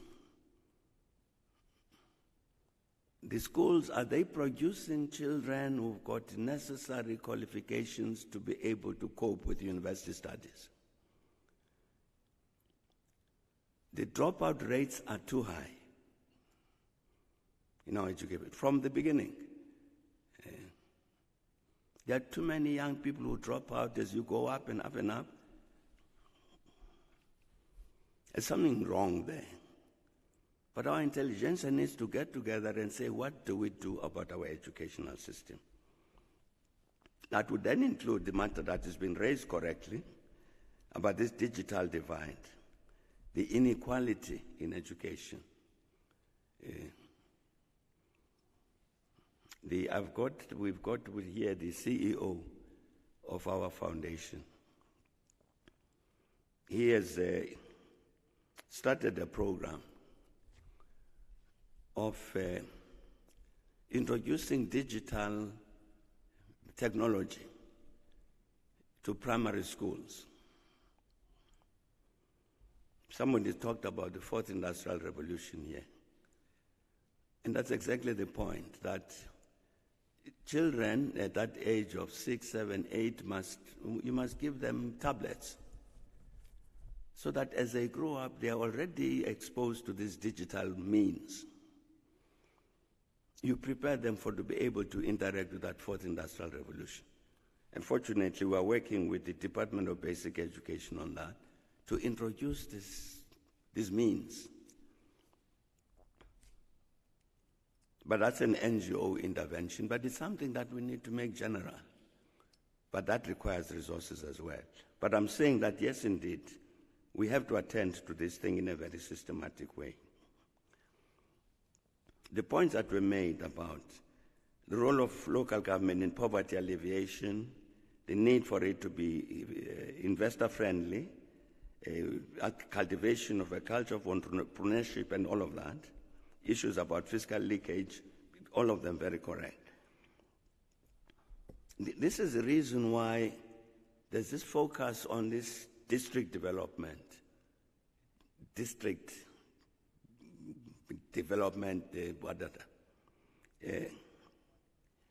because, as I was saying, you see, local municipalities are generally very small. It's better to deal with them in this bigger unit, within that district development model, in that bigger unit, exactly to be able to do all of these things. Are we in this district investor-friendly? We want to invest. Can we attract people? Have we got the money to build infrastructure in this district, or must it come, etc.? You need those bigger units, districts and metros, to be able to answer these questions in a practical way. Yes, indeed, matters raised correctly about political education. That your cadres, the ANC, the people that it gets it to become its cadres. It was raised earlier, they need to be developed. And point was raised about political education. That you are not going to inherit them already educated in terms of the politics and the values and so on of the ANC. The ANC has what do you call that thing, Sihle? Hang on. Normally, you apply to be a member and so on. There needs to be a period, a probation period before you are admitted as a member. Now, normally what really ought to happen during that probation period is that this political education should be taking place. Maybe let me talk a little bit about the Communist Party. It's the SACP. It belonged during the years of illegality. During the years of illegality, to become a member of the South African Communist Party, it was by invitation. You didn't apply and say, I've got 10 rand to pay and so on. And what would have happened is that the party comrades would have been watching you and indeed engaging you in political discussion without announcing who they are. But what you are looking at is level of understanding of the challenges of the struggle, a level of acceptance of its values and principles, service to the people and so on, but also levels of actual practical engagement in struggle. So your probation period in the ANC case must include this person who wants to join us. To what extent are they really involved in addressing the ordinary problems of the challenges of people every day? So that you're not depending only on their capacity to recite the Freedom Charter, But we're depending also on what you can see that they're practically doing, that this person is worthy of being a member of the ANC on these grounds. So I agree with the matter, therefore I'm saying of political education, cadre development and so on. And the ANC, I think in terms of positions that the ANC has taken for many decades, if it pursued those positions, I think it would help in terms of ensuring that we then get the correct kind of cadre. I think the point that is made about community involvement in candidate selection is correct. I tried to explain under what circumstances that decision was taken. The fact that the ANC has done that, it must not be taken to mean that the responsibility of the ANC ceases to ensure that it has the right quality person, that it has the right people that it can present to the country as candidates for whatever position. You can't say we leave it to the community to help us with that and leave it at that. So the matter, therefore, of cadre development, in terms of the kind of person you need, in terms of political conviction, a value system, and so on, the ANC still has a responsibility with regard to that. I'd said if we look at these proposals with regard to the economy, there are many of the questions that we're talking about, like youth, the involvement of the youth in the economy, correct. The women is the same. And our colleagues, the matters raised by our colleague from COSATU, he knows COSATU is one of the social partners. So COSATU is also making an input with regard to these matters. What kind of economy in South Africa do we want? It's very much part of this, the process of the social partners. So certainly the youth involvement is an important part of this. And the matter that's raised about our having recruited many people from the IFP, that one I can't enter that one, because I wouldn't know enough about what's happened in the province to be able to deal with a matter like that. What has happened, one of the negatives that has happened is over some years now, is that in truth, South Africa has lost a lot of credibility in the eyes of many people on our continent. The respect that there used to be,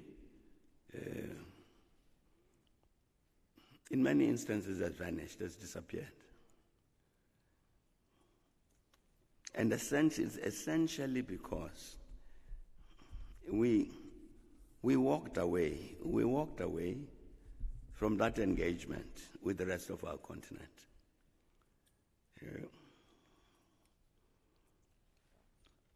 In many, many practical respects. For instance, let's say one little example. We used to have a joint committee with Mozambique. It was co-chaired by the two presidents. Mozambique has got an aluminium smelter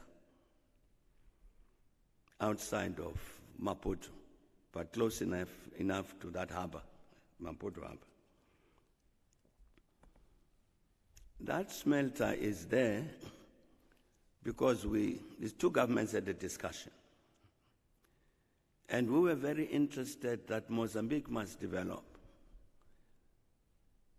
in part so that you don't have a population of Mozambicans driven by unemployment, poverty from Mozambique to South Africa. Let's help Mozambique to develop so Mozambicans can stay at home and develop. I'm saying in part that was the argument. So the matter arose. The particular companies wanted to build an aluminium smelter here in South Africa.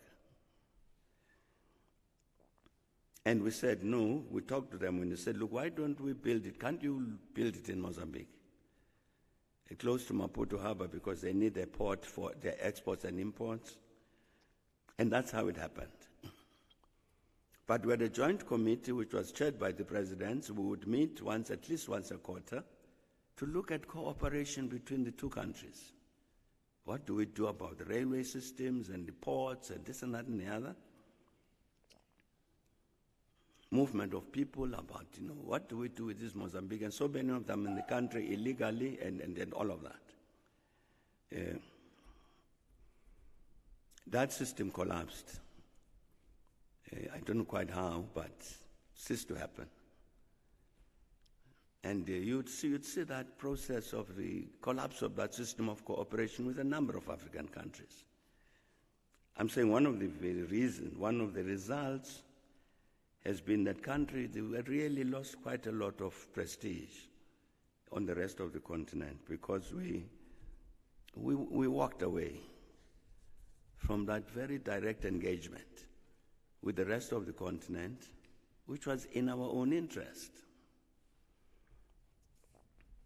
And so in that sense, the Africa vision, in a sense, disappeared. It was not a good thing.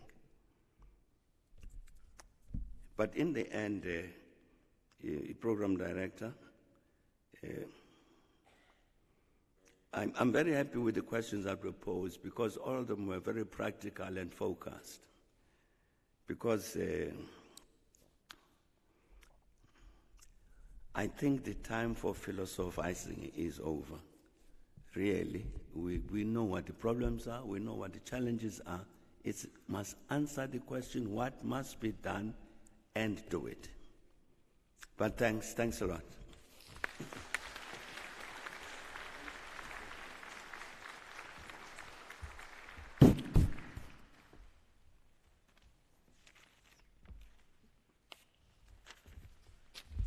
Thank you very much, Comrade President. Let me now allocate the last 4 minutes to Comrade Notsawe. So usually when a vote of thanks is conveyed, the program director doesn't come back. But I'm only going to come back if she doesn't comply with the 4 minutes rule. Comrade Notsawe.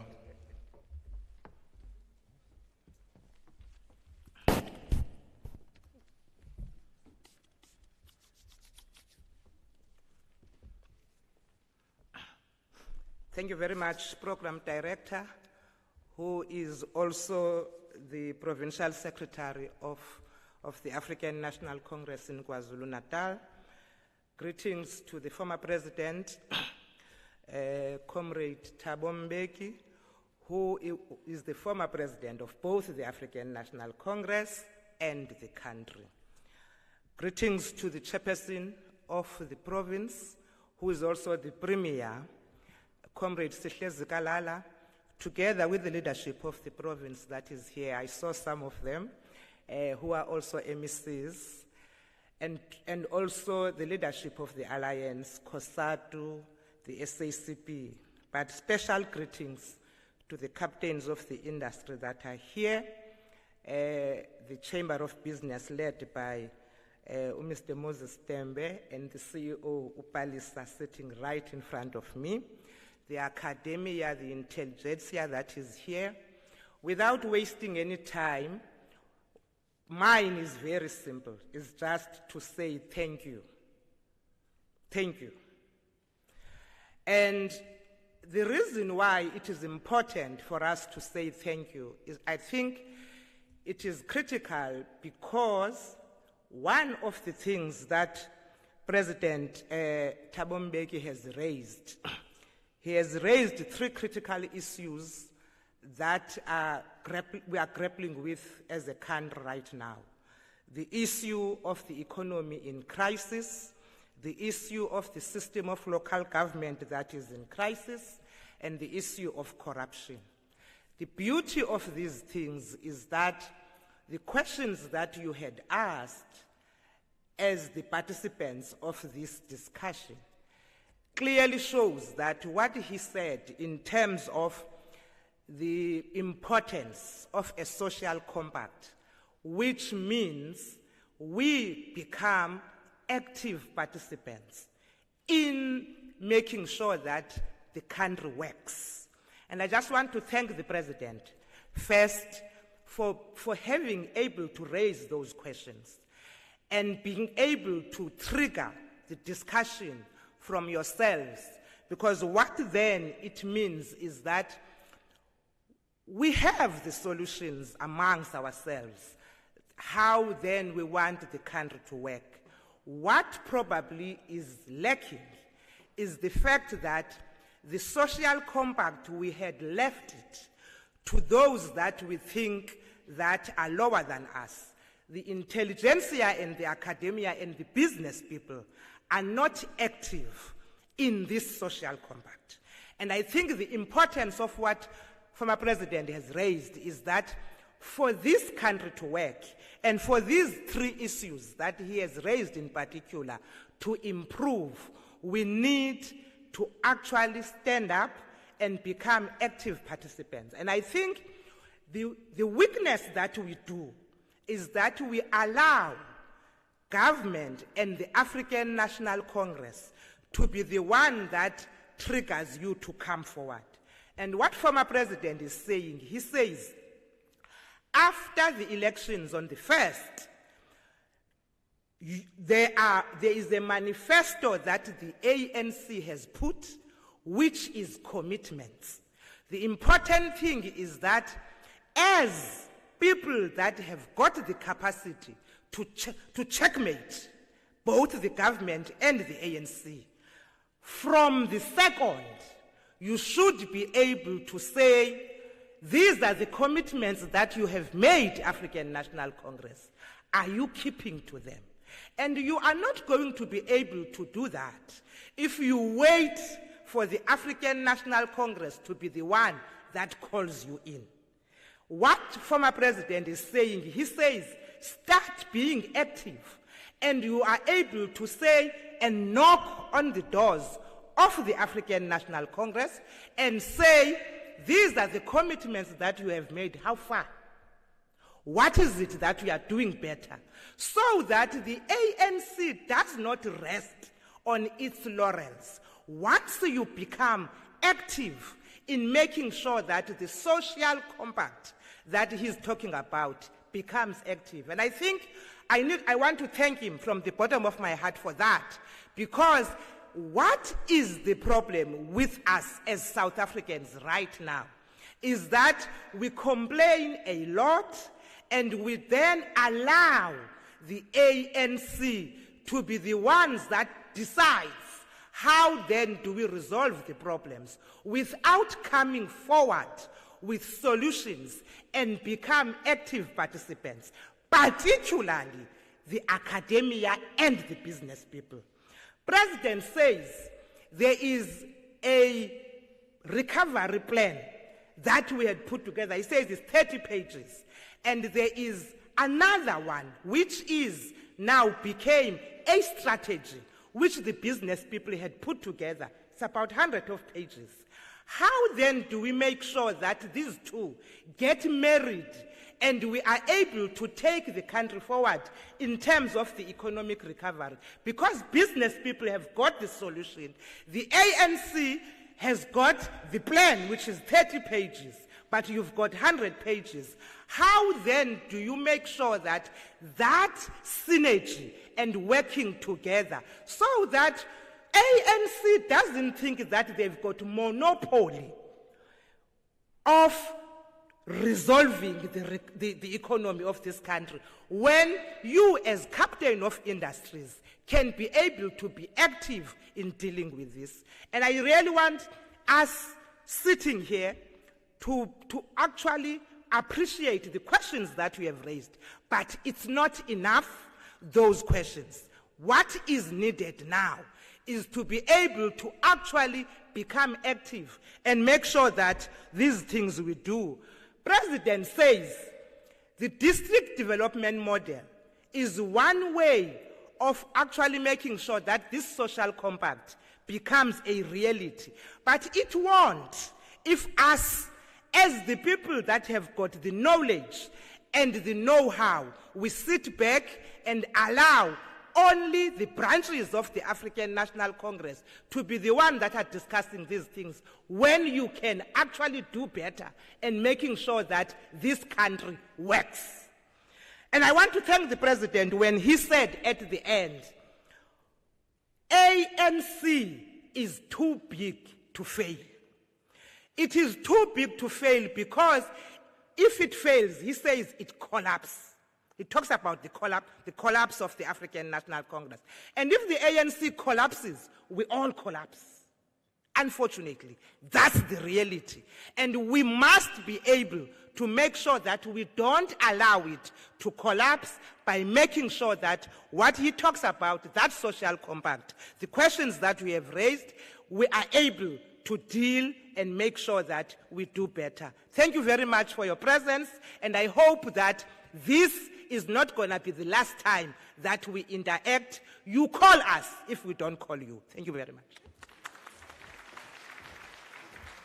Thank you. I'm not going to indicate how many minutes she took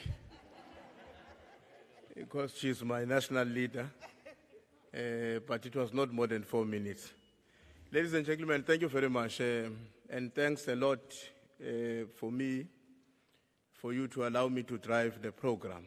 Let me now allow the President and my leadership here to exit while we stand up, and as they reach the back there, we all follow out to our different directions. Thank you very much.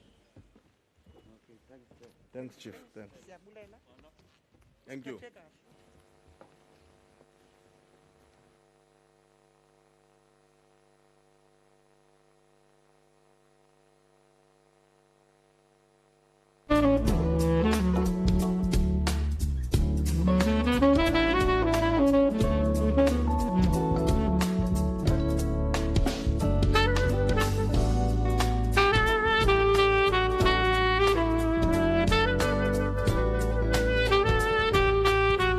The bank card is still with me, and the pin at the back is written. It's a black bank card.